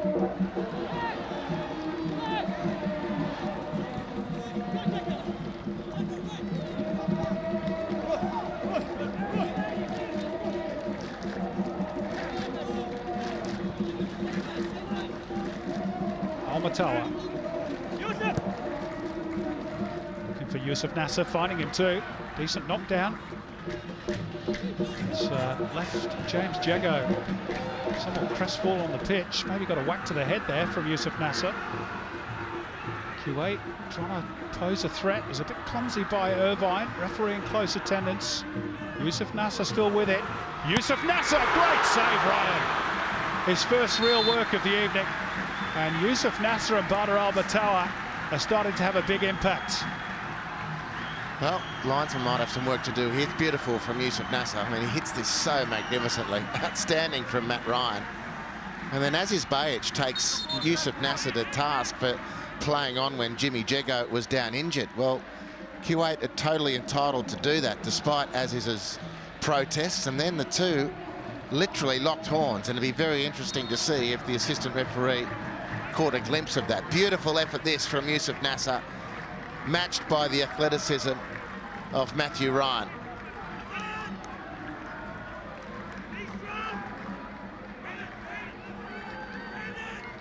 It's the real test of a top goalkeeper. Got nothing to do for so long, and then all of a sudden you're called into action. He wasn't found wanting, the Brighton goalkeeper. Corner rolled short by Faisal Zayed. Oh, El Dafiri got that horribly wrong. You could see what he was trying to do. A little back heel to release his teammate. Fortunately for him, Zidane is not. And that was more Rutger Worm than Zinedine Zidane.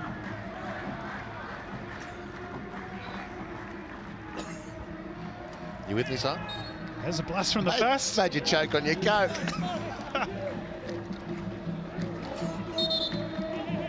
Haven't heard that name for a while. We haven't seen a trip over the ball like that for a while. Wither Rutger Worm.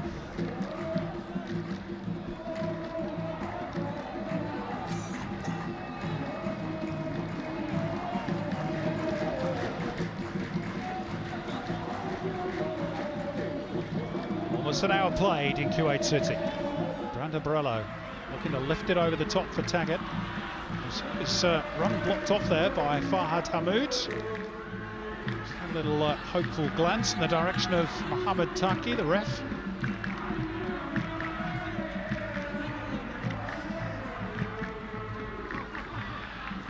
Forward by Al-Harbi. Steered back towards Ryan by Grant.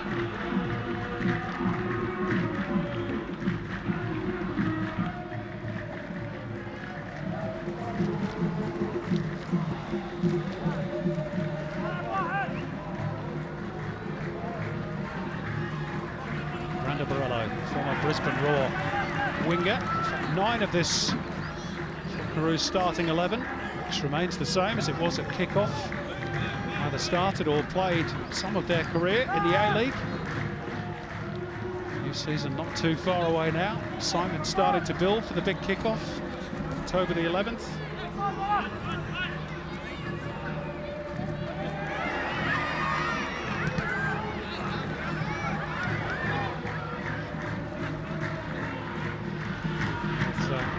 Just a third of the game to run. Australia still with that 3-goal cushion. Looking pretty secure for their opening World Cup points for Qatar 2022.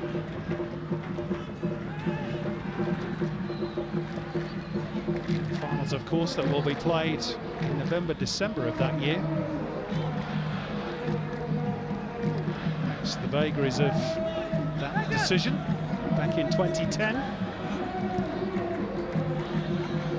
Is Amar Batuk. Faisal Zayed for Badr Al-Matawa, who wants the ball at every opportunity. Well, the only strangeness about the November-December 2022 World Cup finals window is that it took them so many years to confirm it, because in Zurich in 2010, as soon as Qatar were awarded, and I remember distinctly, already there was a firm belief of the necessity of changing to November-December, but the political wheels had to turn cynically.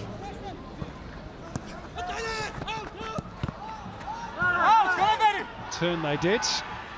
Now all we can hope is that Australia are there for what would be a 5th consecutive World Cup. Well, what's happening with all that air conditioning that was going into the stadiums? Well, they don't need it now, do they? Because it's going to be in winter.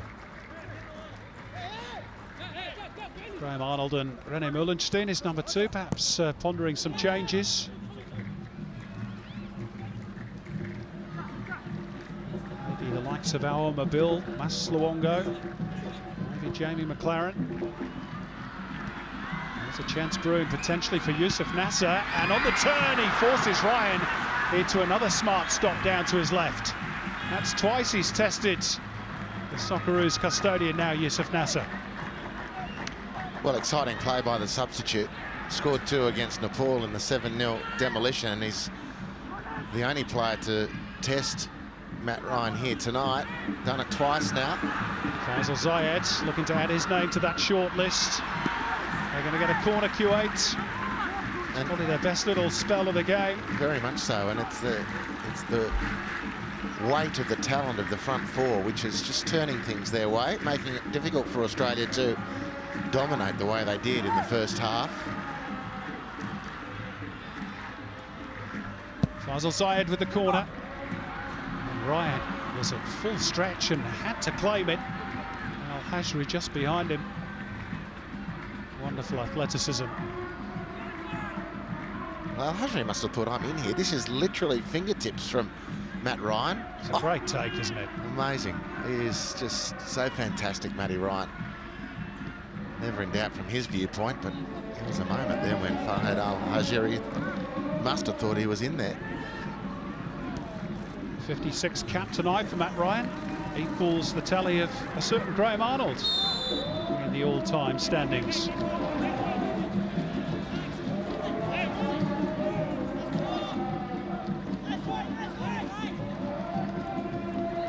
Moy is challenging for this ball here with Al-Matawa, the only Aussies now left in the English Premier League top flight. Taggart, straight at Fahad Hamoud.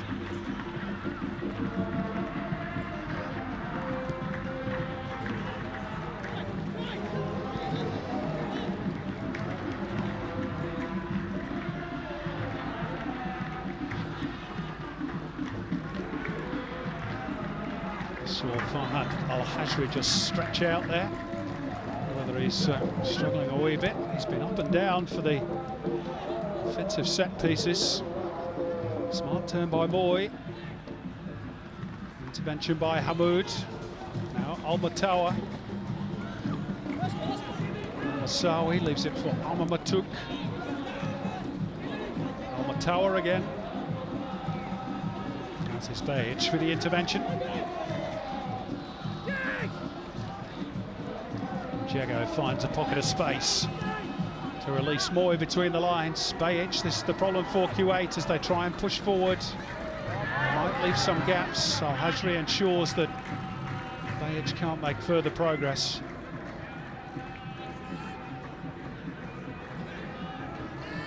There will be opportunities as Kuwait tire in their chase for a goal.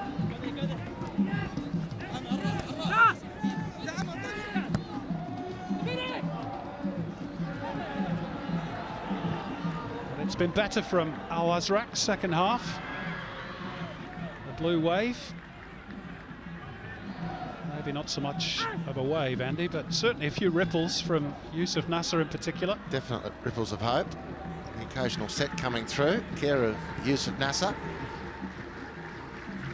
Idea hasn't really figured in a spark because of his personality, but his football, one pass aside, hasn't quite set things alight yet for Kuwait, but they're a better proposition at the moment. Australia's viewpoint, not that they've slipped off, but the better players for Kuwait are having more of an impact. And you just noticed Aaron Moy is pushing further forward. Jackson Irvine has dropped to partner James Jago in the centre of defence defensively. The Socceroos looking for that little bit extra craft in possession that Moy might provide, but Jackson Irvine's first half was just fantastic, really effective contribution. Topped off by 2 assists, both for Lecky. No further addition to the score sheet. Second half though, Faisal Zayed with the latest free kick. And Ryan with a safe pair of hands again. Bit busier second half though, Matty Ryan. Kuwait have got a man down inside the Australian penalty area. Al-Matawa wants Australia to put the ball out. It's that man Al-Hajri, who has been labouring for a while, and Australia weren't that keen to stop the play, and why should they? Fair enough. The referee decided, as it should be, the referee decides that the play needed to stop if he's concerned about a player. So it's going to be a double change for Australia. Adam Taggart, who might have had a couple in the first half, leaves without adding to his 3-goal international tally, to be replaced by Apostolos Yanu, who did score in the friendly win over Kuwait.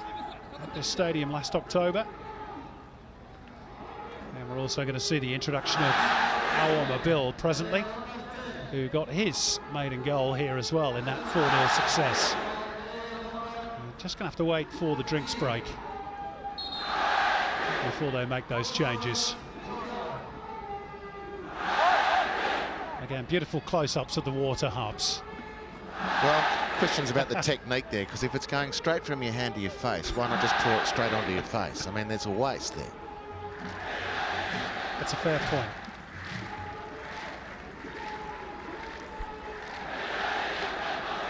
Well, Australia, if they get one more goal tonight, will go to the top of the Group B table. On goal difference, Kuwait will be knocked down to second. A reminder, Jordan, who didn't play tonight, they beat Chinese Taipei on match day 1. And Nepal got their first points, beating Chinese Taipei this evening in Taiwan.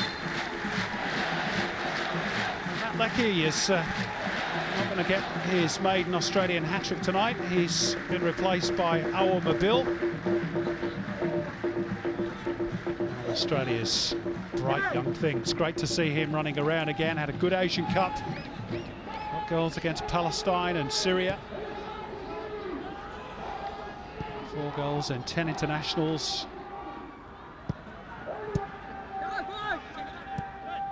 He's doing well for his club side. Midtjylland in Denmark as well. They're top of the league over there in Denmark. 1 point clear of Copenhagen, who they play in a couple of weeks' time.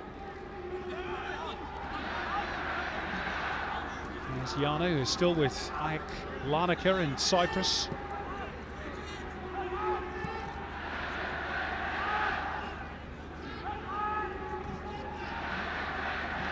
"20 minutes to go. Australia weathered that little storm that Kuwait tried to create.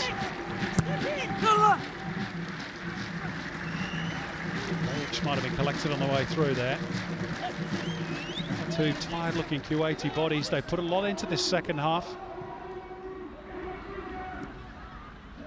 Yeah, they've been overpowered by the Socceroos. Better second half from Kuwait, and they've come close to getting that goal, which would really spark things, given their nature as footballers. But Australia's managed to hold firm, and Matt Ryan, when called upon, outstanding. Borello gets away from his man. Janu. Jago popping up on the left wing. Touch back by Borello. Irvine. More in a good position here. Mabil on the right.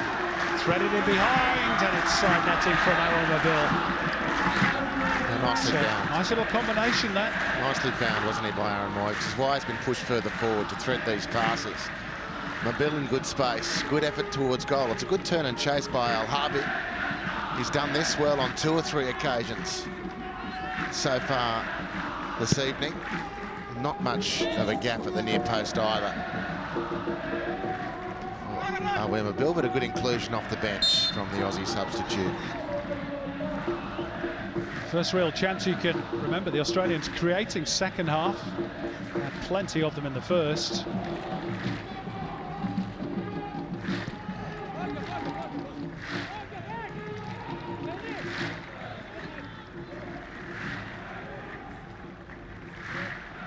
Of course, always was perhaps going to be that way, given that Australia were pretty comfortable in terms of the score sheet at the break.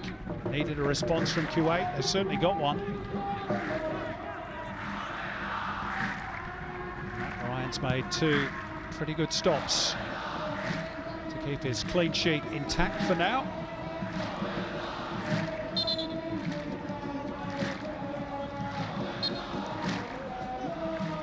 Kuwait may be pondering another change. That is Dari Saeed, a defender. I would imagine he might replace Fahad Al-Hajri, who has appeared to be struggling in the last 5 or 10 minutes. We shall see.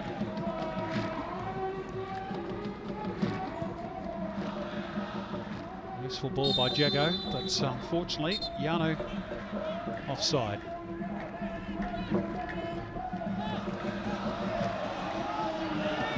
player trot on the ball, Alanese, and Aaron Moy will carry it forward towards the penalty area. A little stumble by Yano, which didn't help matters. The Theory run out of it by Grant. And Kuwait looking a bit dishevelled again. Here's Aaron Moy and Borrello. Went in the wrong direction now. Sultan Alanese has dropped to the ground with cramp.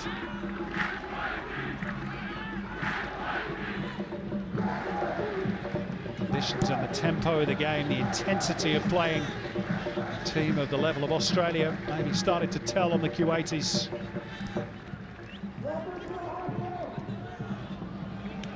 They gave it a red-hot go for 20 minutes. The answer to the second half. Yeah, question for Australia, are they able to push ahead and run away with it from here? I don't think they'll necessarily be satisfied at this point with the 3-goal win. Of course, they must make sure that they don't get hit by Kuwait with enough quality to do them some damage. But you'd reckon that Graham Arnold would be really pushing his team to make an imprint, a second half imprint on the score.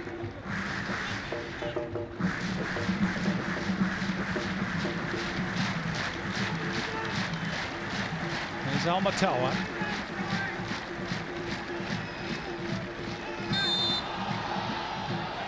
Draws the foul out of Yano.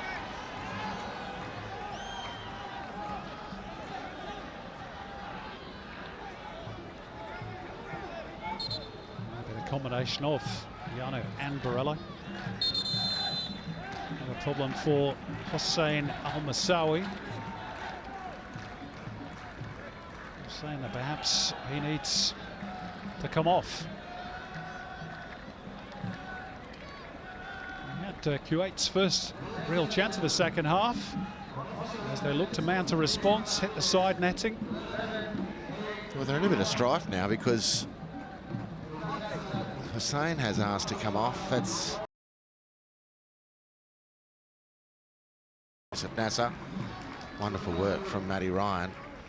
But I suspect, as you do, Simon, that the change being prepared was for Fahad Al-Hajiri, for whom the game stopped so that he could get treatment. And now, having used 2 substitutes, by our reckoning, there's at least 2 Kuwaiti on-field players who are suggested they can't go on much longer. And you can add Sultan Alanese to that list as well. He's been struggling with a bit of cramp. Whether Yozak is saying to Al-Masawi, you're going to have to battle on. He was pretty adamant that he needed to come off.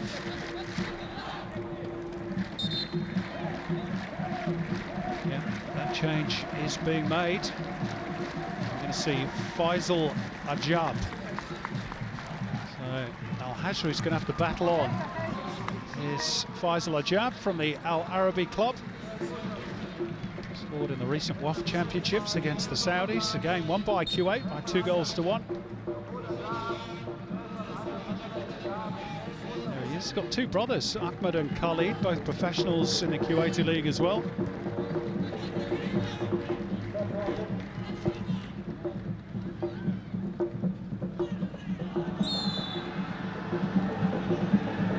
Gets the decision.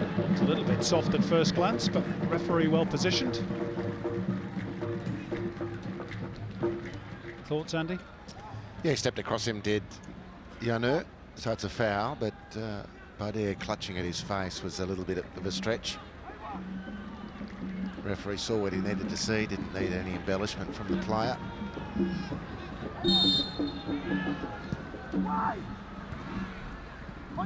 And a 1 easily from the free kick by Jackson Irvine. Mobile, of course, full of running, fresh off the bench. Through Al-Matawa. Sainsbury beaten in the air by Faisal Ajab. This is Faisal Zayed. And it's beyond everyone at that back post.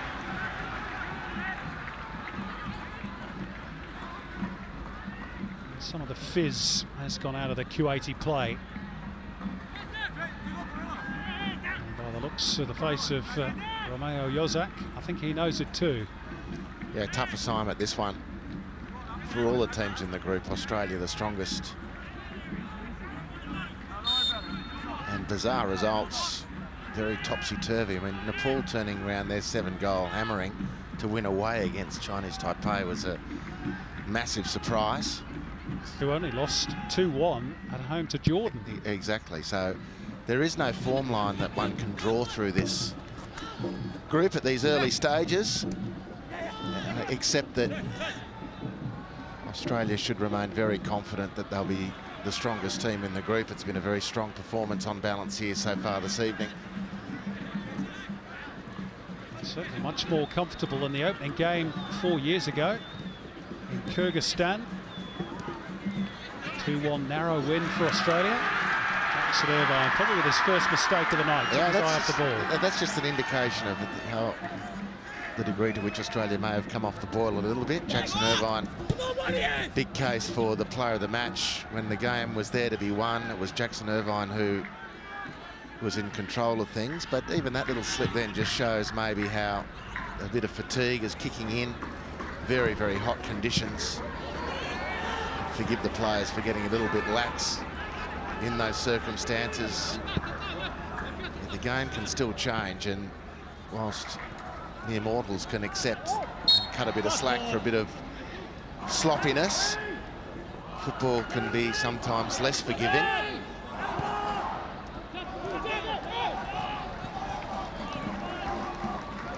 Fury got a touch lucky there. Played it inadvertently off Aaron Moy, back into his own path.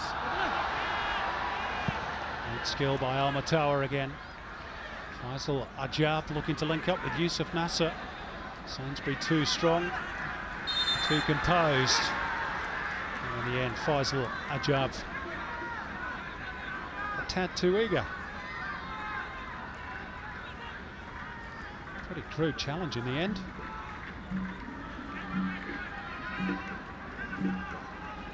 Nice 1-2 off Aaron Moy for El Dafiri. What do you make of Trent Sainsbury's move to Israel?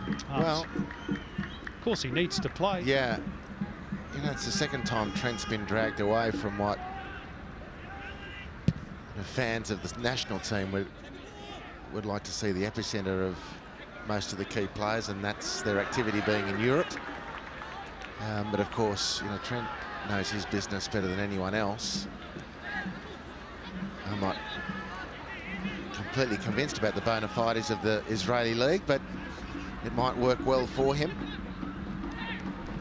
He's got a mate there as well with Rukavica as Faisal Zayed draws the foul, and James Jago becomes the second Australian to go into the book following Adam Taggart in the first half. I think one of the interesting subplots to the whole Aziz Bayic and Trent Sainsbury PSV experience was that the bloke in charge there was supposed to be a big fan of theirs, Van Bommel, out of the Socceroos of the last World Cup. Yep. The door was supposed to be open for both. Well, that didn't materialise. Mustafa Amini on for Jackson Irvine, who has had a pretty good night tonight. That little slip on the far touchline aside. 2 assists first half. Really good performance by the Hull City midfielder. Mustafa Amini on for his 7th cap.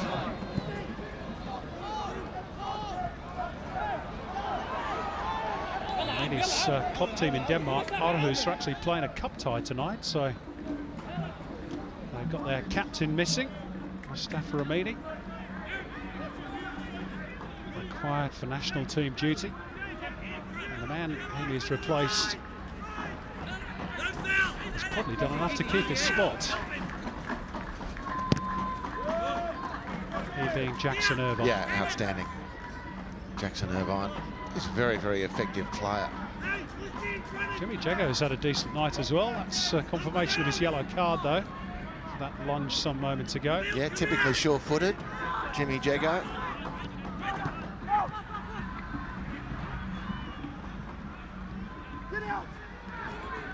Mobile. Oh. That's pretty blatant, wasn't it? From Sultan Alanese. He too goes into the book. 4th player in total to be carded tonight. Here's why. Deary me. Graham Arnold felt that.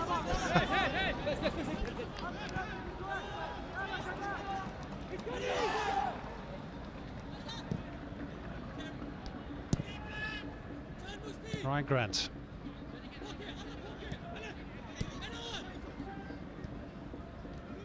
Confirmation of that yellow card for Alanese.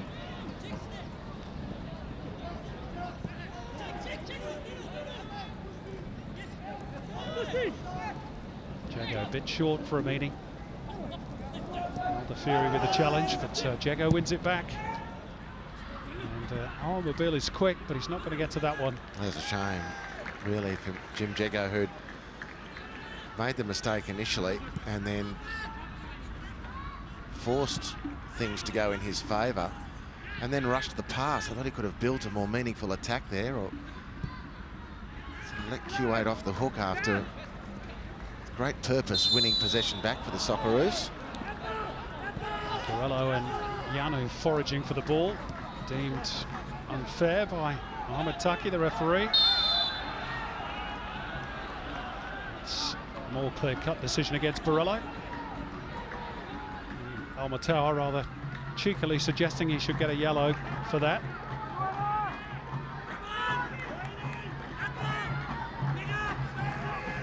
Goal here, might just give Kuwait a bit of a lift. Closing minutes. Comes back through Al Dafiri. Faisal Zayed. And flipped on towards Al Hasri, who was back post again. Just hasn't been able to apply the final touch. He had one of those early on in the game where he was sliding into that back post. Well, Sainsbury is remonstrating with the ref. He was taken out of the game. He did get a forearm into the back there, but it's a great chance for Al Hasri at the far post. There's a corner though for the touch off Sainsbury, and that came off an Australian head, I think. No, goal kick is the verdict.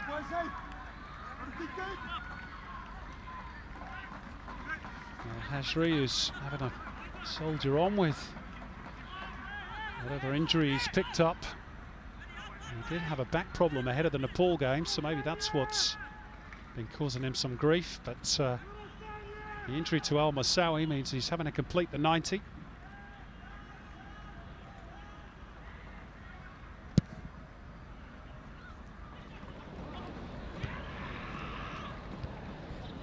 Still has enough spring in that back to win that aerial duel with Yana. Oh, that's another late challenge.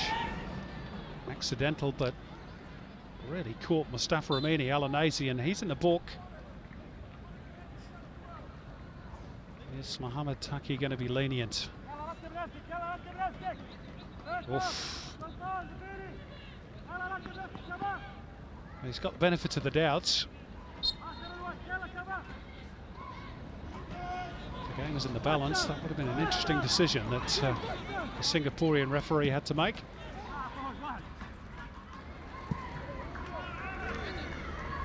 Here's Borrello. Your thoughts on his performance tonight, Brandon Borrello, Andy? Yeah, very promising.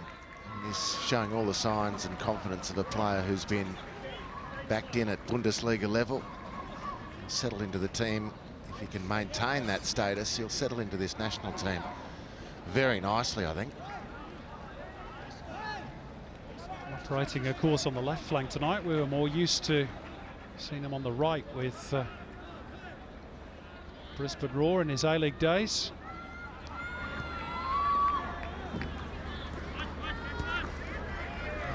We combine him with Mobile.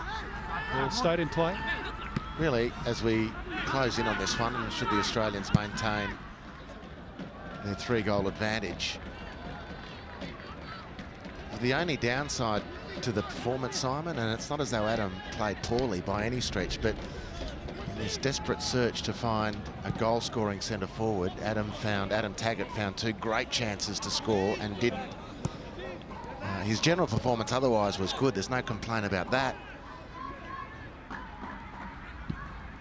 That is really the only point that I really find can be quibbled with in this performance so far. Very good from Graham Arnold.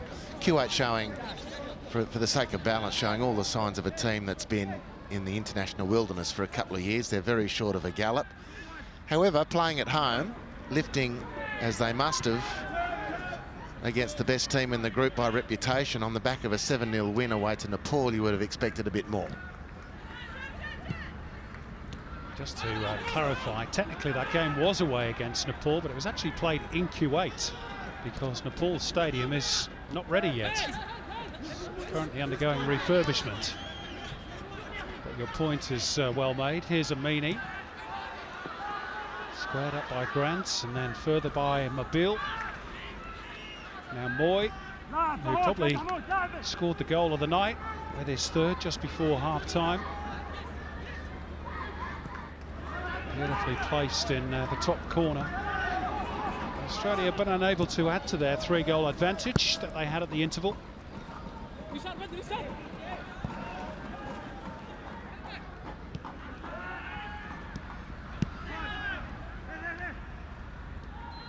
all in all, it looks as though it's be a pretty comfortable start to life in Group B. Can they keep a clean sheet to round things off? Here's Alba Tower trying to spoil that. Another little ball through as well for Faisal Zayed. He's hustled out of it by Bayic as we head towards stoppage time in Kuwait City.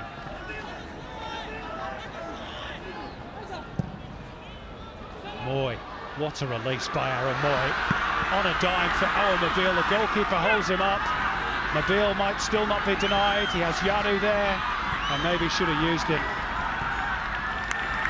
And credit to the goalkeeper who's prevented further damage to the score sheet, but what a pass by Aaron Moy.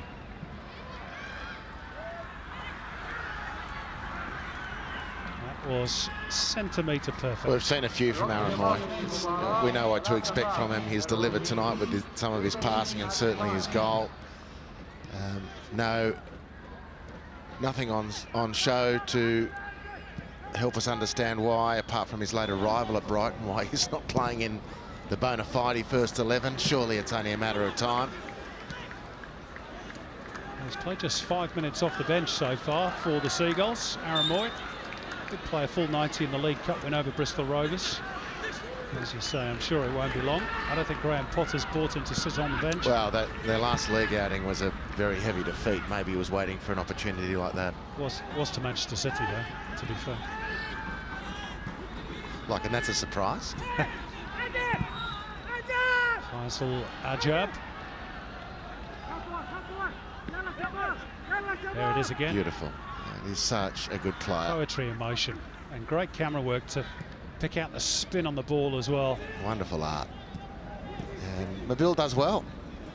Not a bad option, but maybe he didn't sell enough of a dummy to commit the goalkeeper.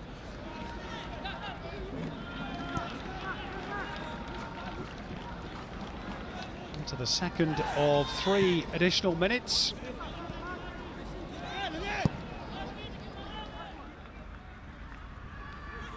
All in all, Andy, very professional job done by Graham Arnold's team tonight.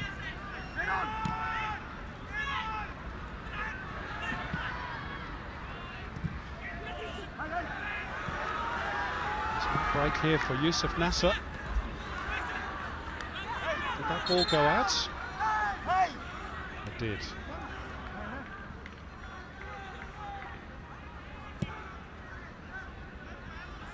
He's provided a bit of spark off the bench. Yusuf Nasser forced 2 real saves that Matty Ryan had to make.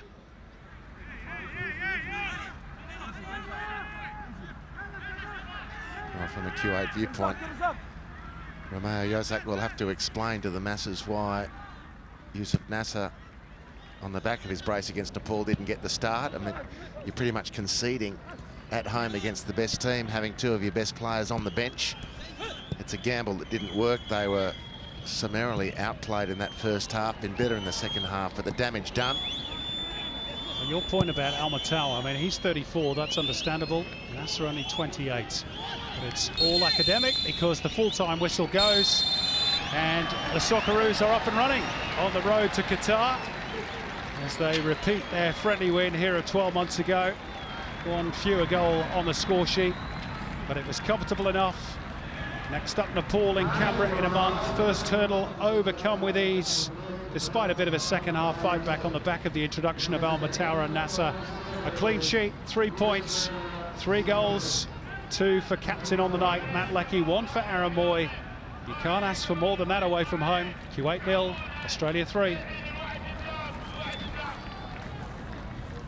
So we get the job done in our opening World Cup qualifier against Kuwait. I can see Bozza nodding next to me because I believe that you predicted this scoreline earlier on air tonight. I must be the not must be. I am the worst tipster.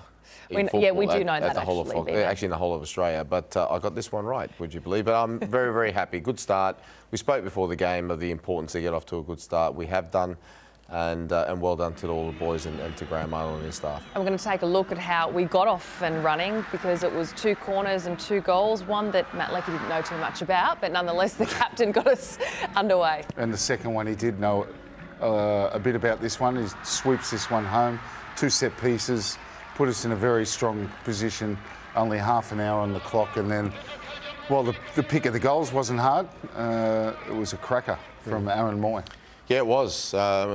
Andy Harper spoke in commentary about those moments in the game, Rob, where you've basically got one little spot to aim for when people are closing you down, and Aaron Moy hit that target perfectly, rather, right into the top corner. No chance for anyone, not the guy on the line. Yeah, no, look, I think a really good performance. Second half became a little bit disjointed. Kuwait got better, which is probably to be expected. But I think their coach might regret the fact that he left his 2 best goal scorers on the bench, and maybe started off a bit negative because when the captain came on, they certainly got a lot better. Yeah, talking about those 2 players, Captain Baden Al-Matawa and Yusuf Nasser. Yusuf Nasser, he called Matt Ryan into action a couple of times. Buzzard, for you, what did you make of Matty Ryan's performance? He made 2 pretty solid saves. Excellent.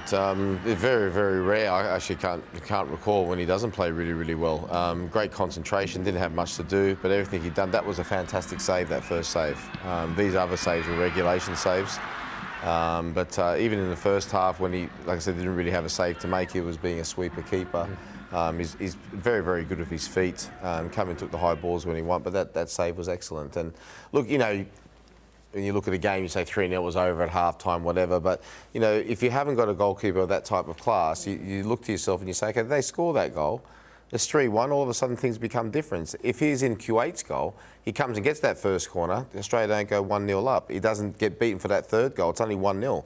So it makes a massive difference to have a top-class goalkeeper, and in Matt Ryan, we have one. Yeah, he has indeed. He heads back to Brighton, where he started every game so far this season. No clean sheet yet for him, though. Burnley, looking at what we saw come off the bench, and you mentioned it when we spoke about it in the pre-game or during our coverage, that you thought Awer Mabil was probably going to make his mark and have a bit of an impact. What did you make of him in the second half? Yeah, look, a difficult game to come onto at that stage. I thought he was lively, and this is a player who was probably the surprise packet, if you can put it like that, at the Asian Cup, and was probably our best player. So look, he had a couple of sniffs, and we know what he's like. He's very direct, always wants to take players on, and I think, like I said, the game was pretty much over at that time, but he certainly didn't do anything wrong. Yeah, did well, good account for himself, Awer Mabil, and great to see him out on the park yet again. So after that result, of course, that was our World Cup qualification phase 1 opener. This phase takes us all the way through to June. This is where we sit in the grand scheme of things. And if you can see on the table there, Kuwait sit top, but it's the Socceroos that sit second only by goal difference. And even though Kuwait v Nepal, it was 7-0, Nepal did fight back and they actually were able to defeat Chinese Taipei. But if you have a look there, it is quite close. You've got 4 teams there that have all secured 1 win. And our road to 2022 in Qatar, it continues here in Oz. Next up for the Socceroos, we host Nepal at GIO Stadium in Canberra. That game will be live right here on Fox Sports on Thursday, October the 10th. The next day, of course, the Hyundai A-League season kicks off. And don't forget, there's a host more football heading your way with the FFA Cup quarterfinals. They kick off next week on September the 17th and September 18th. The headline acts seeing Hume City looking to cause a huge boil-over against the Central Coast Mariners, and Melbourne City hosting the Western Sydney Wanderers the following night. But a host of fantastic clashes in the quarterfinals. Thanks for sticking with us at home and getting your way through the morning. And a big thank you to the gentlemen beside me as well, Robbie Slater and Mark Bosnich. Thank you so much, Tara. Thank you, Robbie. That Early Canberra morning time will be a much more reasonable kickoff. Can't wait for a reasonable kickoff time. Can't wait. Well, we're 1 game down and it's a 3-year journey ahead of us. No biggie. Thanks so much for joining us tonight. We'll see you very soon. Good night. That result